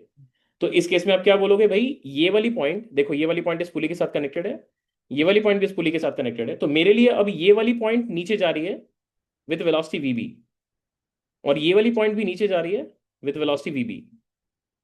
आपको बात समझ आई है? ठीक है, क्योंकि वो पुली के साथ कनेक्टेड है। तो अब आपको क्या दिख रहा है, आपको ये दिख रहा है कि ये वाली लेंथ इलोंगेट हो रही है। किस रेट से इलोंगेट हो रही है, वीबी से। ये लेंथ भी इलोंगेट हो रही है, किस रेट से इलोंगेट हो रही है, वीबी से। तो टोटल इलोंगेशन का रेट क्या हो गया, 2 वीबी। और यहां से आपको दिख रहा है ये लेंथ कॉन्ट्रैक्ट कर रहा है, किस रेट से कॉन्ट्रैक्ट कर रहा है, वीए से। तो एक का कॉन्ट्रैक्शन और दो का इलोंगेशन रेट क्या होना चाहिए, सेम। तो कंडीशन क्या लिखेंगे आप यहाँ पे, 2 VB should be equal to VA, and therefore VA और वीबी का रेशियो ये 2:1 आ जाएगा। सर ये तो हम ऐसा भी कर सकते थे कि ये जो पुली सिस्टम है इसका जो वेलोसिटी रेशियो है वो 2 है, क्योंकि जो मूवेबल पुल है उसको दो स्ट्रिंग सपोर्ट कर रहे हैं, तो वहां से हमें V by V equals to 2 मिल जाएगा। तो वो तो आप रट रहे हैं, आप समझ नहीं रहे ना। आप तो मेमोराइज करके कुछ बोल रहे हैं। आपने मेमोराइज कर लिया है कि दो स्ट्रिंग से लटका हुआ है तो इसलिए दो करना है, और ये एक स्ट्रिंग से लटका हुआ है तो एक करना है। ये तो आप रट रहे हैं ना। मैं आपको रीजन के साथ समझा रहा हूँ क्यों हो रहा है। तो दोनों इलोंगेशन की भरपाई करने के लिए हम डबल करना पड़ेगा ना वेलोसिटी, ताकि सेम टाइम पे वही कवर कर ले। यस, ठीक है, आपको समझ आइए सबको, क्लियर है। अब देखो अब इसको करने का एक और तरीका भी होता है। एक और तरीका क्या, मतलब ये कंस्ट्रेंट रिलेशन स्ट्रिंग का फाइंड करने के लिए हमारे पास एक और तरीका एग्जिस्ट करता है, जिसको हम वर्चुअल वर्क मेथड कहते हैं। वर्चुअल वर्क मेथड के कंसेप्ट से हम बहुत इजीली इसको फाइंड कर सकते हैं, जहां पे हमको ये नहीं देखना होता है कि कौन किधर मूव कर रहा है, ये दिमाग ही नहीं लगाते हम। बट उसके लिए थोड़ा सा टेंशन का कंसेप्ट आपको पता होना चाहिए। स्ट्रिंग में टेंशन कैसे जनरेट होती है, स्ट्रिंग का टेंशन कैसे जनरेट होता है, टेंशन कैसे जनरेट होता है, स्ट्रिंग में टेंशन कैसे जनरेट होती है। खिंचाव। स्ट्रिंग যখন स्ट्रेच्ड হয় তখন पुलिंग फोर्सेस जनरेट होने से, राइट। एक स्ट्रिंग को एक एंड पे आपने पकड़ लिया, एक एंड पे मैंने पकड़ लिया, और तुमने अपनी तरफ खींचा, मैंने अपनी तरफ खींचा, वो क्या होगा, टाइट हो जाएगा ना। जब वो टाइट हो जाता है तो फिर वो क्या करता है, वो हमको वापस से पुल बैक करना स्टार्ट करता है। अगर वो तुम्हारे और मेरे बीच में जो कनेक्टिंग स्ट्रिंग है अगर वो ढीली पड़ी हुई है, तो क्या वो हमको पुल बैक करता है, नहीं पुल बैक करेगा। बट द मोमेंट तुम्हारे और मेरे बीच की स्ट्रिंग अगर टाइट हो गई है, तब उस केस में मैं अगर पुल कर रहा हूँ उसको, तो वो भी हमको क्या करता है, पुल बैक करता है, राइट। ठीक है। ये पुलिंग इफेक्ट क्यों जनरेट हो रही है, फ्रिक्शन की वजह से जनरेट हो रही है। क्योंकि हमारे हाथ में सोचो कोई भी चीज, जैसे ये यही इसी को सोचे कि ये रोप है हमारे हाथ में, अब मैं इसको पकड़ा हूं और मैं खींच रहा हूँ। ये खींचना तभी पॉसिबल है जब मेरे हाथ और इसके बीच में क्या है, रफनेस है, फ्रिक्शन है। तुम सोचो अगर हाथ में कोई तेल लगा दे और उसके बाद फिर बोले इसको ग्रिप लो, निकल कर जाएगा, राइट। क्यों, क्योंकि लुब्रिकेंट आने से फ्रिक्शन क्या होता है, कम हो जाता है, राइट। तो अगर आप यहाँ पे फ्रिक्शन लेके आ जाओगे तभी आप यहाँ पे होल्ड कर पाओगे। तो मैंने अगर इसको पुल किया है तो वो किसकी वजह से पुल कर पा रहा हूँ, फ्रिक्शन की वजह से। तो फ्रिक्शन काउंटर पुल भी तो करेगा ना मुझे, समझ आ रही है। तो बेसिकली अगर मैं रोप को पुल करूंगा तो रोप भी मुझे क्या करेगा, पुल बैक करेगा। और ये जो पुलिंग एक्शन है, इसी को बेसिकली क्या कहते हैं, टेंशन कहते हैं। आ रही बात समझ में? तो टेंशन का डायरेक्शन कैसा होता है, हमेशा हमेशा पुलिंग फोर्स की तरह होगा, और away from the object under consideration होगा। अवे फ्रॉम द ऑब्जेक्ट क्यों कह रहे हैं, जैसे अगर कोई बोले कि मेरे ऊपर टेंशन किधर था, जैसे तुम्हारे और मेरे बीच में एक स्ट्रिंग कनेक्टेड है और मैं इधर खींच रहा हूँ जोरदार और तुम अपनी तरफ खींच रहे हो जोरदार, तो मैं बोलूँ मेरे ऊपर स्ट्रिंग का टेंशन किस तरफ है, इस तरफ, right, away from the string, right. फिर दूसरा तुम्हारे लिए अगर बोलो किस तरफ है, तो वो मेरी तरफ होगा क्योंकि तुमसे अवे होना चाहिए। तो इसका मतलब टेंशन हमेशा कैसे एक्ट करता है, एक पुलिंग फोर्स की तरह एक्ट करता है, right. It is always acting as a pull on the object under consideration. ये कभी पुशिंग फोर्स नहीं हो सकता। किसी ने कभी ऐसा देखा है, एक स्ट्रिंग से बांध के हमने किसी चीज को पुश कर दिया हो, ऐसे करते हैं, स्ट्रिंग से किसी चीज को बांधा, उसका फिर ऐसे पुश कर दिया, ये नहीं कर सकते। पुश हम किसको कर सकते हैं, रिजिड ऑब्जेक्ट को लगा के कर सकते हैं। जैसे ये हाथ है और इसके हाथ में मैंने ये रिमोट रखा, इसके बीच में क्या है, एक रिजिड ऑब्जेक्ट है, मैं इसको पुश कर सकता हूँ, I can push it, I am not holding it, I am not holding it, ये देखो ये मैं पुश कर सकता हूँ। तो पुशिंग किसके लिए पॉसिबल होगी, जो रिजिड ऑब्जेक्ट होगा। बट अगर मैं ये बोलूँ कि यहाँ पे मेरे इस हाथ और इस हाथ के बीच, इसको खोल दीजिए, इसको खोल दीजिए, ये वाली छोटी वाली केबल को खोल दीजिए बस, अब चार्ज पे लगा दीजिए उसको, छोटी वाली केबल को बस, ये बड़ी वाली निकाल, आई हो। हाँ ठीक है, ठीक है। अब ये स्ट्रिंग है, सोचो ये स्ट्रिंग है, अगर मैं अपने हाथ से इसको खींच रहा हूँ तो ये तो टाइट है, बट मैं बोलूँ इसको धक्का मारो,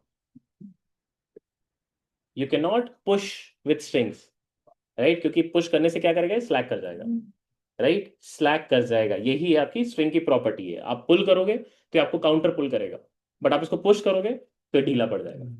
आई बात समझ में आपको? ठीक है। तो पहली चीज तो स्ट्रिंग का ये टेंशन का कंसेप्ट आपको मिलना चाहिए। जैसे अगर मान लो कि मैंने बोला एक ब्लॉक को मैंने सीलिंग से लटका दिया, ध्यान से सोच के बताना, ठीक है, गलत होने के चांसेस बहुत हाई हैं। ब्लॉक्स को एक स्ट्रिंग से लटका के टांग दिया, मैंने पूछा स्ट्रिंग का टेंशन किस तरफ दिखाओगे, किस upward direction, What direction? Upward direction, upward direction, upward. Upward যেদিকে ব্লকটা ঝুলছে ওর উল্টো দিকে। मेरा क्वेश्चन देखो, तुमने ध्यान नहीं दिया। मैंने पूछा कि टेंशन किस तरफ एक्ट करेगा, मैंने ये नहीं पूछा टेंशन किस पे किस तरफ एक्ट करेगा। अगर मैं ब्लॉक को कंसिडर कर रहा हूं तो ऊपर, बट अगर मैं सीलिंग को कंसिडर कर रहा हूँ तो नीचे। इसलिए जिन लोगों ने ऊपर आंसर किया उसका आंसर क्या हो गया, गलत हो गया, क्योंकि मैंने तो बोला ही नहीं किसके ऊपर टेंशन है। तो टेंशन हमेशा दो चीजों पे लग रही होगी, एक एंड पे तो लग नहीं सकती है, तो इसका मतलब है दोनों एंड पे आपको दिखानी पड़ेगी। तो आप किसको कंसिडर कर रहे हो वो आपके लिए एक इंपॉर्टेंट सी चीज होगी। ठीक है, अब इस कंसेप्ट को यूज करके अब हम क्या करेंगे, कैसे कैलकुलेशन करते हैं वो दिखाता हूँ। वर्चुअल वर्क मेथड में हम क्या कहते हैं कि जैसे जब भी कनेक्टेड स्ट्रिंग से ऑब्जेक्ट्स होती है, मतलब एक स्ट्रिंग से कनेक्टेड डिफरेंट डिफरेंट आपको पॉइंट्स दिखती है, तो उस केस में क्या होता है कि जो टेंशन है, टेंशन वो इस पूरे सिस्टम पे कोई नेटवर्क नहीं करता। वर्क कैसे कैलकुलेट करते हैं, ये जस्ट बेसिक सी चीज चाहिए, हम वर्क चैप्टर नहीं पढ़ेंगे यहाँ पे, हम बस बेसिक सी जो वर्क हमने पहले किया है 9 10 तक, बस उस इन्फॉर्मेशन को यूज करेंगे। वर्क कैसे कैलकुलेट करते हैं, force multiplied by displacement in the direction of force, right, force के डायरेक्शन में कितनी डिस्प्लेसमेंट हो रही है, आप उससे ही फोर्स को उस डिस्प्लेसमेंट से मल्टीप्लाई कर देते हो, राइट। तो सेम चीज यहाँ पे भी अगर देखोगे तो जैसे अगर मान लो कि यहाँ पे मैं इस जो ये जो पुली है, ये वाली जो पुली है, ये वाली जो पुली है, इस पुली का अगर मैं फ्री बॉडी डायग्राम ड्रॉ करूं, फ्री बॉडी डायग्राम का मतलब क्या होता है, फोर्स डायग्राम। अगर मैं इसके ऊपर नेट फोर्स दिखाऊं तो क्या क्या मुझे दिखाना पड़ेगा, एक ऊपर से दो स्ट्रिंग दिख रही है आपको तो उनका टेंशन आएगा, एक नीचे का स्ट्रिंग दिख रहा है उसका टेंशन आएगा, और अगर पुली का कुछ मास होगा तो उसका भी वेट आएगा। आइडियल पुली के एजम्पशंस ये होते हैं कि वो मासलेस होते हैं, और अगर ये मासलेस है, कोई भी मासलेस चीज के ऊपर नेट फोर्स कितना होना चाहिए, net force equal to mass into acceleration, right. Newton's laws of motion में net force should be mass times of acceleration, तो मास तो है ही नहीं, तो नेट फोर्स कितना होना चाहिए, जीरो होना चाहिए। तो इसका मतलब ऊपर से जो उसको पुलिंग फोर्स मिलेगी और नीचे से जो पुलिंग फोर्स मिलेगी, ये दोनों क्या होने चाहिए, न्यूमेरिकली सेम होने चाहिए। अब एक स्ट्रिंग है, अगर ये एक सिंगल स्ट्रिंग है तो इसमें टेंशन हर जगह सेम होगा, बट अगर स्ट्रिंग बदल जाएगा तो टेंशन डिफरेंट आ जाएगा। तो मैंने यहाँ पे अगर टेंशन T1 दिखाया, सोचो यहाँ पे भी टेंशन में क्या दिखा सकता हूँ, T1, अभी मत लिखो, सुन रहा हूँ, बोल रहा हूँ, ध्यान से सुनो। और इस पे टेंशन जब दिखाओगे तो नीचे की तरफ क्या दिखाओगे, T2। ये मैं किस पे दिखा रहा हूँ, पुली पे, मैं ब्लॉक बी पे नहीं दिखा रहा हूँ।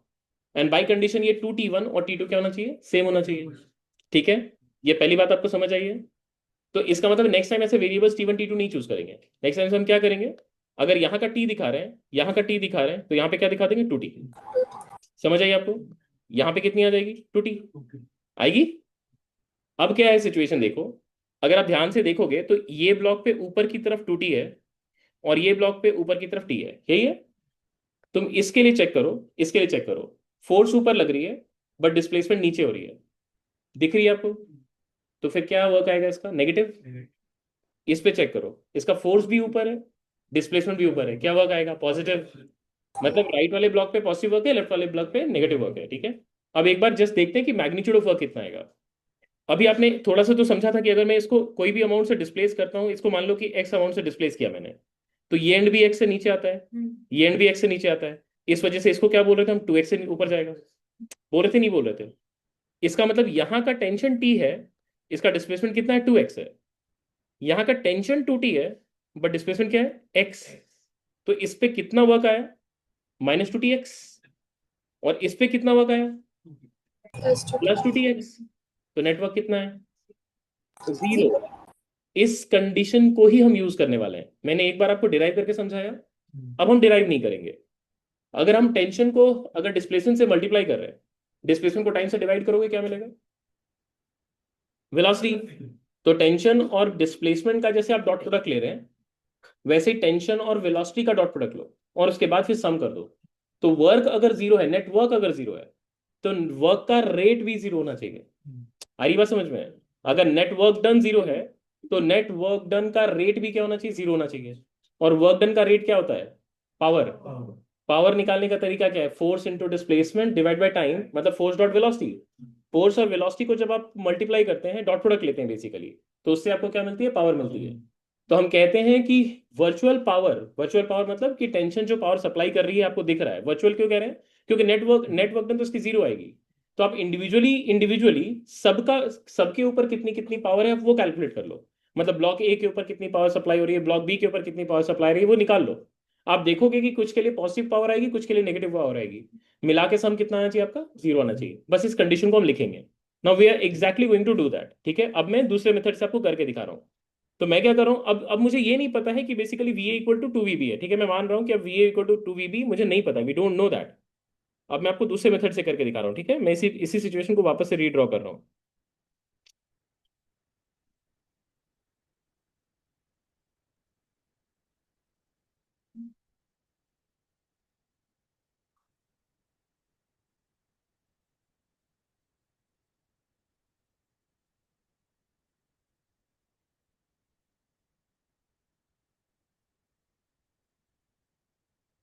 अब ये चीज़ें हम मार्क नहीं करेंगे, ये तो हमने पिछले तरीके से किया था। अब हम एक डिफरेंट ही अप्रोच ले रहे हैं।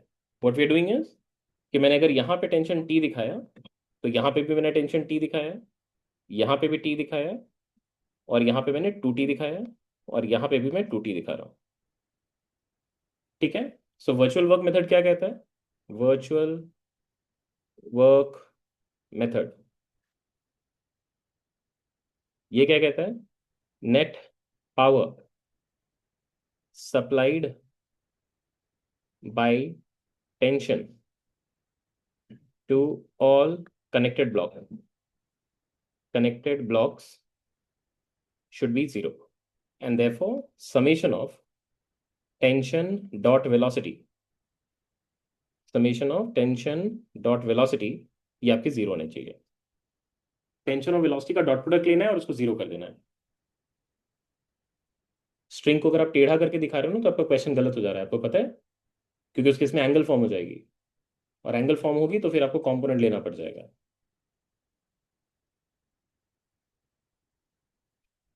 एंगल फॉर्म होने का मतलब है कंपोनेंट लेना। सारे स्ट्रिंग्स बिल्कुल वर्टिकल हैं, आप कलाकारी मत रखिएगा। ठीक है, स्ट्रिंग को टेढ़ा करके नहीं दिखा सकते आप, स्ट्रिंग को सारे को वर्टिकल दिखानी है। सो अब क्या करेंगे, यहाँ पे देखो, एक एक करके देखो। इसका टेंशन भी ऊपर है, वेलोसिटी भी ऊपर है, तो इसका डॉट प्रोडक्ट क्या आएगा? टी इंटू वी ए। इसका टेंशन ऊपर है, बट वेलोसिटी किस तरफ है? नीचे है। इसका टेंशन डॉट प्रोडक्ट क्या आएगा? Minus of two T into V B. लिखो यही चीज, तो लिखा T into V A minus of two T into V B should be equal to zero. और यहां से देखोगे तो वी ए इक्वल टू क्या आ गया? Two V B. हो गया आंसर। तो देखो, इसमें मैंने किसी का डिस्प्लेसमेंट के बारे में सोचा ही नहीं। कौन किधर डिस्प्लेस कर रहा है, किसकी वजह से इलोंगेशन आ रही है, किसकी वजह से कॉन्ट्रैक्शन आ रही है, मैंने सोचा ही नहीं है। मैं डायरेक्टली ये मार्क कर पा रहा हूँ कि भाई नेट वेलोसिटी का रेशियो क्या है, वो यहीं से मार्क कर लिया। समझ आइए सबको? इस चीज को हम एक्सटेंड कर सकते हैं और भी ब्लॉक्स के लिए, अगर दो से ज्यादा ब्लॉक्स भी हैं तब भी एक्सटेंड हो सकती है। अब सोचो, यहाँ पे लिख लिया सबने? लिखिए लिखिए, जल्दी लिखिए, हाथ तेज भगाइए।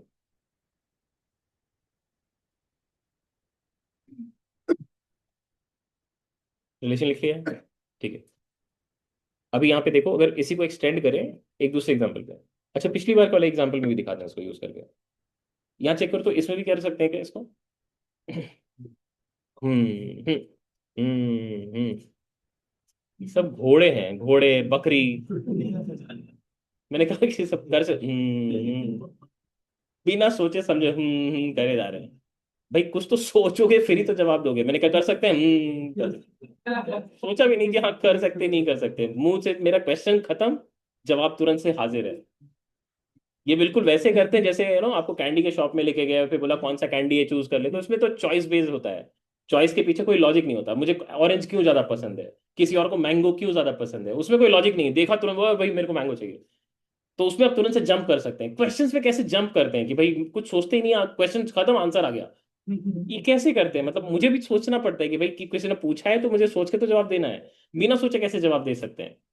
खतरनाक लोग हैं यार भाई तुम लोग। तुम लोग को एक स्पीसीज बोल देना चाहिए। स्पीसीज मतलब अलग से जिनको प्रिजर्व करके रखते हैं ना, भाई ये अलग प्रजाति, ये देखो, ये लोग जब भी जवाब देते हैं तो बिना सोचे देते हैं। भाई खतरनाक लोग। ओके, मैं आपको एक दूसरे लॉजिक से अब दिखा रहा हूँ, ठीक है? इसलिए मैं ये वाले कंपोनेंट्स वॉम्पोनेंट्स जो ब्रेक किए हमने, ये सब हटा देंगे, ये मार्किंग सब हम दिखाएंगे ही नहीं, क्योंकि हम उस लॉजिक से कर ही नहीं रहे।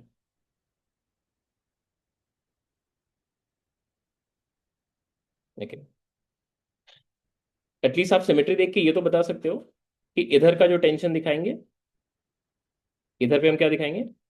सेम टेंशन, सेम स्ट्रिंग में सेम टेंशन होगी। इधर भी सिमेट्रिकल सिचुएशन है, इधर का टेंशन डी दिखाया, इधर का भी टेंशन टी दिखा दिया। अब ये देखो, इसका नेट टेंशन वर्टिकल डायरेक्शन में कितना आएगा? 2t cos थीटा आएगा। अब इनके लिए देखो, इसके लिए टेंशन ऑफ वेलोसिटी देखो उल्टा है, इसके लिए भी टेंशन ऑफ वेलोसिटी उल्टा है, बट इसका 2t cos थीटा और v सेम डायरेक्शन का है। तो अब क्या लिखेंगे अब यहाँ पे?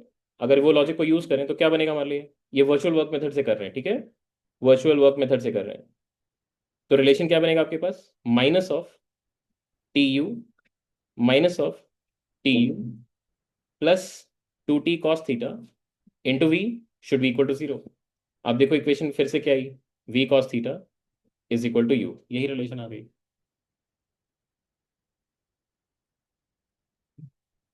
आई समझ में आप सबको? इसके पिछले वाला क्वेश्चन में भी ट्राई करते हैं एक बार। लिख लिया सबने? इसके पिछले वाले में ट्राई करते हैं। यहाँ चेक करो, इसकी टेंशन को अगर हम यहाँ पे इस तरफ अगर टी दिखाते हैं, यहाँ पे भी टी दिखा रहे हैं, इस टेंशन का देखो एक पीछे का कंपोनेंट है, कितना है? T cos theta. आप चेक करो, ये टी कॉस थीटा और वी भी उल्टा तरफ है, और इसका टी और वी ये क्या है? एक तरफ है। तो वर्चुअल वर्क मेथड यहाँ पे लगाओ। अगर मैं वर्चुअल वर्क मेथड यहाँ पे यूज करूँ, क्या कंडीशन होगा? T into V A minus of T cos theta into V B, this should be zero. So therefore V A की वैल्यू कितनी आ गई? V B cos theta. हो गया एक कंस्ट्रेंट रिलेशन।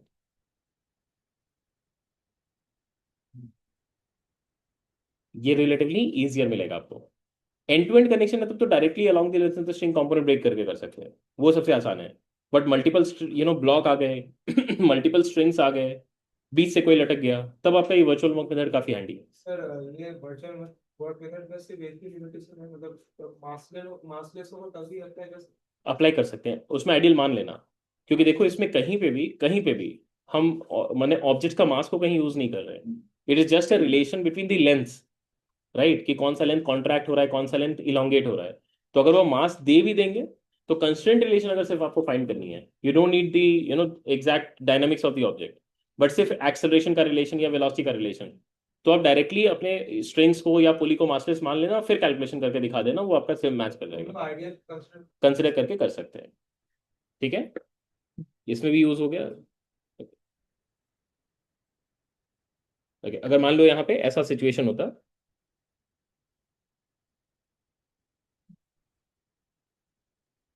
बात नहीं करिए प्लीज।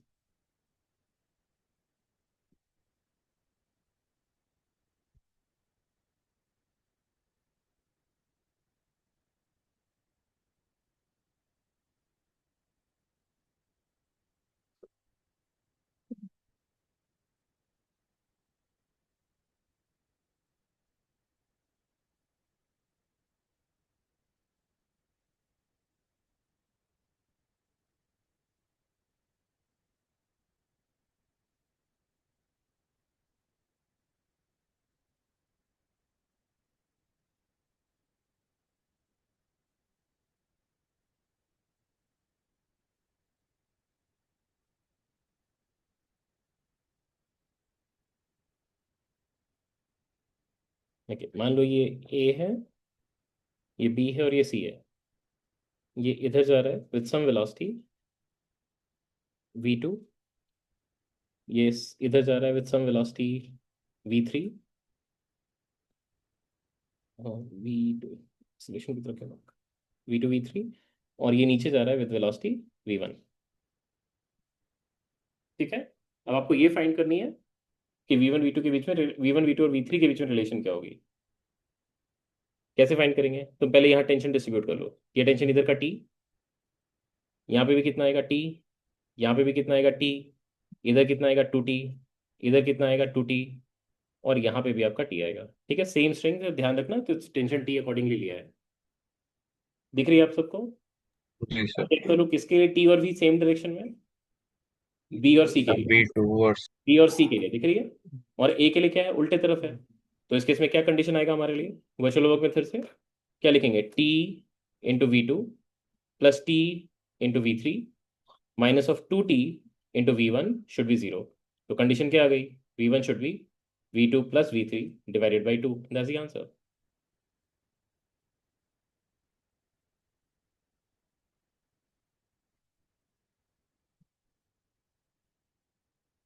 आ रही है बात समझ में आपको?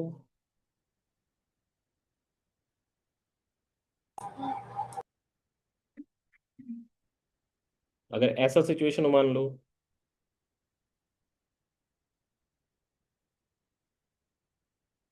ये एक पुली है, और इस पुली के दो एंड से मान लो दो अलग अलग ब्लॉक लटके हुए हैं। यहाँ पे एक ब्लॉक है,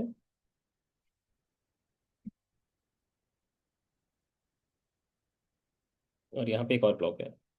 जैसे दिस इज ए, बी, और ये पुली के लिए पी लिख लेते हैं। सपोजली पुली को हम ऊपर पुल कर रहे हैं विथ एक्सेलरेशन ए पी, और इसकी एक्सेलरेशन सपोजली ऊपर की तरफ है a1, और इसकी एक्सेलरेशन है ऊपर की तरफ a2। ठीक है, अगर मान लो ये पुली फिक्स्ड होता, ये पुली फिक्स होता तो कभी भी ये ऊपर और ये ऊपर नहीं हो सकता था। हो सकता था क्या?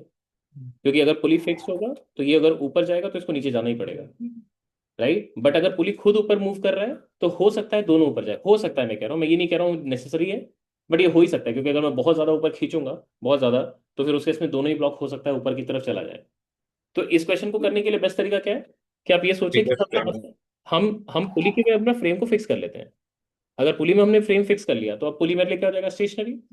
और अब हमें रिवर्ट एंड ऐड करना पड़ेगा। तो रिवर्ट एंड ऐड किया तो ये पुली, अब पुली की एक्सेलरेशन रिवर्ट कर दी इस पे, और इस पे भी हमने रिवर्ट कर दी। ठीक है, अब आपको क्या दिखेगा? Acceleration of A with respect to pulley जितना ऊपर की तरफ होगा, this should be acceleration of B with respect to pulley उतना ही नीचे की तरफ। क्या आपको बात समझ आ रही है? क्योंकि with respect to fixed pulley तो वो बात कर सकते हैं हम। तो अब एक्सेलरेशन ऑफ पी ऊपर की तरफ कितना है? a1 माइनस ए पी, है ये नहीं है? This should be equal to, क्या लिखेंगे? A P minus A two. समझ आई? ए जिस एक्सेलरेशन से ऊपर की तरफ आ रहा होगा, बी उसी एक्सेलरेशन से नीचे जाना पड़ेगा। बट ये किसके रेस्पेक्ट में बात कर सकते हैं हम? पुली के रेस्पेक्ट में। हम ग्राउंड के रेस्पेक्ट में नहीं बात कर सकते। तो यहां से क्या रिलेशन मिला आपको? Acceleration of pulley should be equal to a1 plus a2 divided by 2। क्या ये पिछले बार वाला ही रिलेशन है क्या? देखो तो, अगर आप ध्यान से देखोगे तो ये उल्टा सिनारियो, रिवर्टेड। ये इसको, इसका मिरर इमेज लो, ऊपर कर दो इन दोनों को। आप देखो ये एग्जैक्टली वही है, देखो ध्यान से, है ये नहीं है? इसलिए रिलेशन आपकी मैच की है। अंडरस्टूड? ओके, एक और सिचुएशन देखो।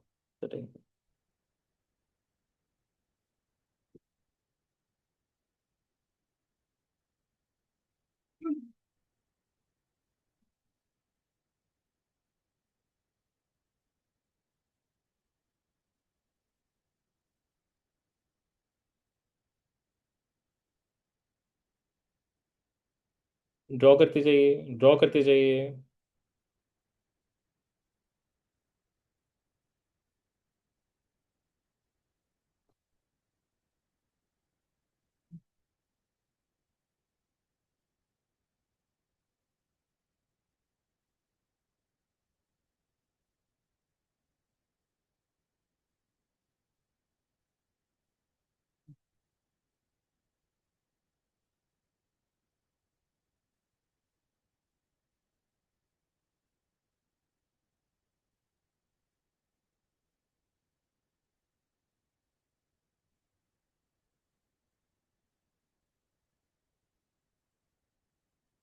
ये मान लो ए है, और ये मान लो बी है।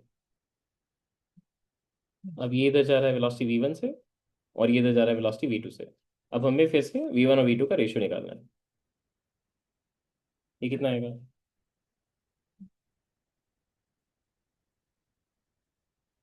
सबसे पहले टेंशन डिस्ट्रीब्यूट कर लो। यहाँ टी है, तो यहाँ पे भी कितना होगा टी, यहाँ पे भी टी, यहाँ पे भी टी, और यहाँ पे भी टी। अकॉर्डिंगली यहाँ पे भी कितना दिखेगा, 2t, यहाँ पे 2t। तो ब्लॉक ए के लिए नेट टेंशन कितना हो गया, 4t। तो क्या लिखेंगे, 4t into V one with a negative sign plus t into V two, and that should be equal to 0। इसका मतलब v1 और v2 का रेशियो बिकम्स 1:4। क्या आंसर हो गया?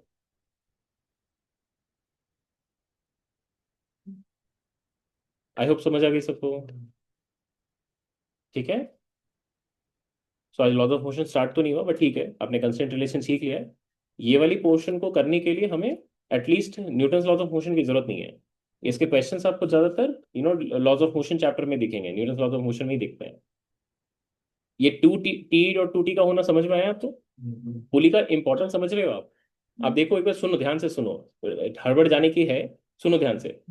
जैसे एक चीज आप नोटिस करो, अगर मैं डायरेक्टली किसी चीज को इमेजिन करो, जैसे एक सिचुएशन देखो, अगर मान लो कि नीचे बहुत बड़ा गड्ढा है, ठीक है, बहुत बड़ा गड्ढा है, और उस गड्ढे से आपको किसी चीज को पुल करना है, तो आप एक चीज क्या करोगे, आप नीचे झुक के आप उसको ऐसे ऐसे पुल करोगे, राइट? ये एक तरीका होगा आपके पास। और एक तरीका क्या होगा आपके लिए, एक होगा कि पुली लगा दो और उसका फिर पुल करो। कौन सी आसान दिखती है? पुली लगा के। बोले सर मैंने कभी खींचा नहीं है, मुझे पता नहीं है। बट कॉमन सेंस से सोचो कि आपके लिए ये पुली करना आसान होगा। क्यों? Why is it easier? Sir कारणটা एक्सेलरेशन ड्यू टू अपना वेट ग्रेविटी। को भी तो यूज कर पाओगे, आप अपनी वेट को यूज कर पाओ, लटक जाओगे, पकड़ के लटक जाओगे, तो उसके इसमें आपका बॉडी वेट भी यूज करके आप क्या कर सकते हो, उसको लिफ्ट करने के लिए हेल्प कर सकते हो, राइट? वो आपके लिए रिलेटिवली आसान होगा। अब वो बच्चे बात करना बंद नहीं करेंगे। अब सोचो इसी को अगर मैं रैप अराउंड करके करूं, मतलब नीचे से सोचो ऐसा किया हमने, अगर ऐसा कुछ अरेंजमेंट करें, जैसे यहाँ पे मान लो कि ये वो वेल है, और यहाँ पे इमेजिन करो हमने यहाँ पे एक सेटअप ऐसा लगा रखा है जहाँ पे ऐसे एक पुली रैप अराउंड होके, अच्छा इसको ऐसे दिखाते हैं,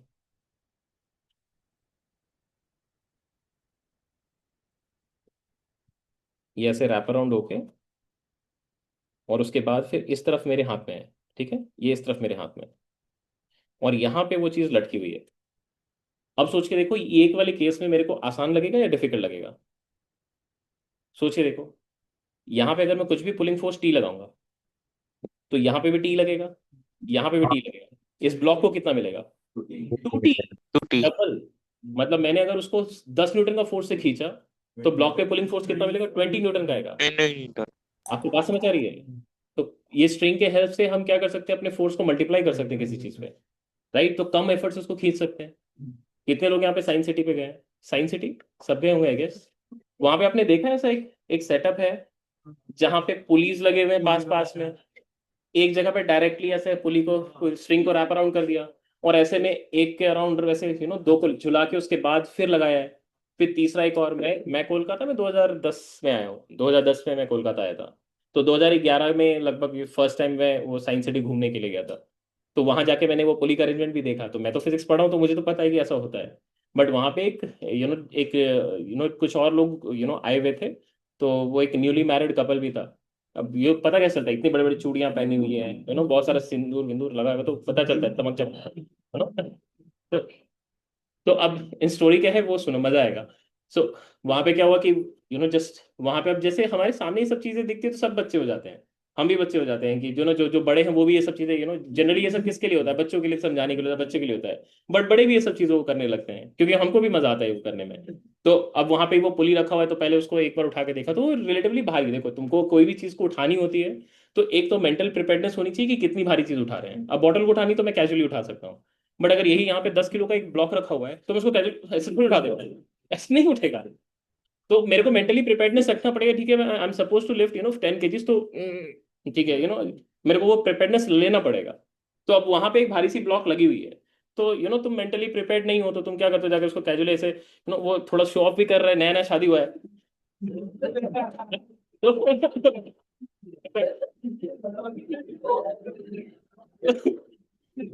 उसको तो दिखाना है भाई कि उसको ताकत है। तो तो उसने ऐसे किया तो मतलब कि फिर वो मतलब उठाया, बट उसको रफली उसको वो इतना मेंटली प्रिपेयर्ड नहीं था कि वो इतनी भारी सी ब्लॉक है। तो उसके बाद फिर उसने उठाया तो इतना थोड़ा सा ज्यादा ताकत लगाना पड़ गया, फिर उठा।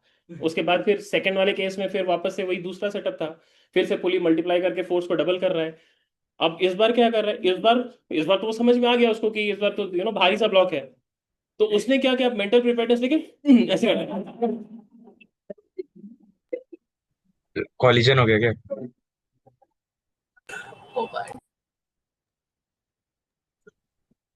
हवा में उड़ गया। देखने लायक नहीं थे।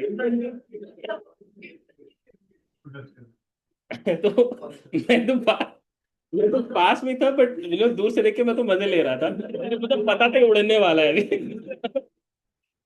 तो आप तो आप ये देखो, ये एटलीस्ट ये एग्जाम्पल के थ्रू आपको ये चीज तो याद रह जाएगा अब, कि अगर आप मल्टीपल पुलिस लगाते हो तो वो फोर्स मल्टीप्लाई होके आ सकता है, और लाइकवाइज वो डिवाइड भी हो सकता है, छोटा भी हो सकता है अगर आप गलत अरेंजमेंट में लगा देंगे तो। ठीक है। पर वर्क डन और एनर्जी स्पेंड सेम ही तो। नेट नेट ठीक है, ग्रेविटी का वर्क निकालोगे तब तो नॉन जीरो आ जाएगा। मैं टेंशन के वर्क की बात कर रहा हूँ। हाँ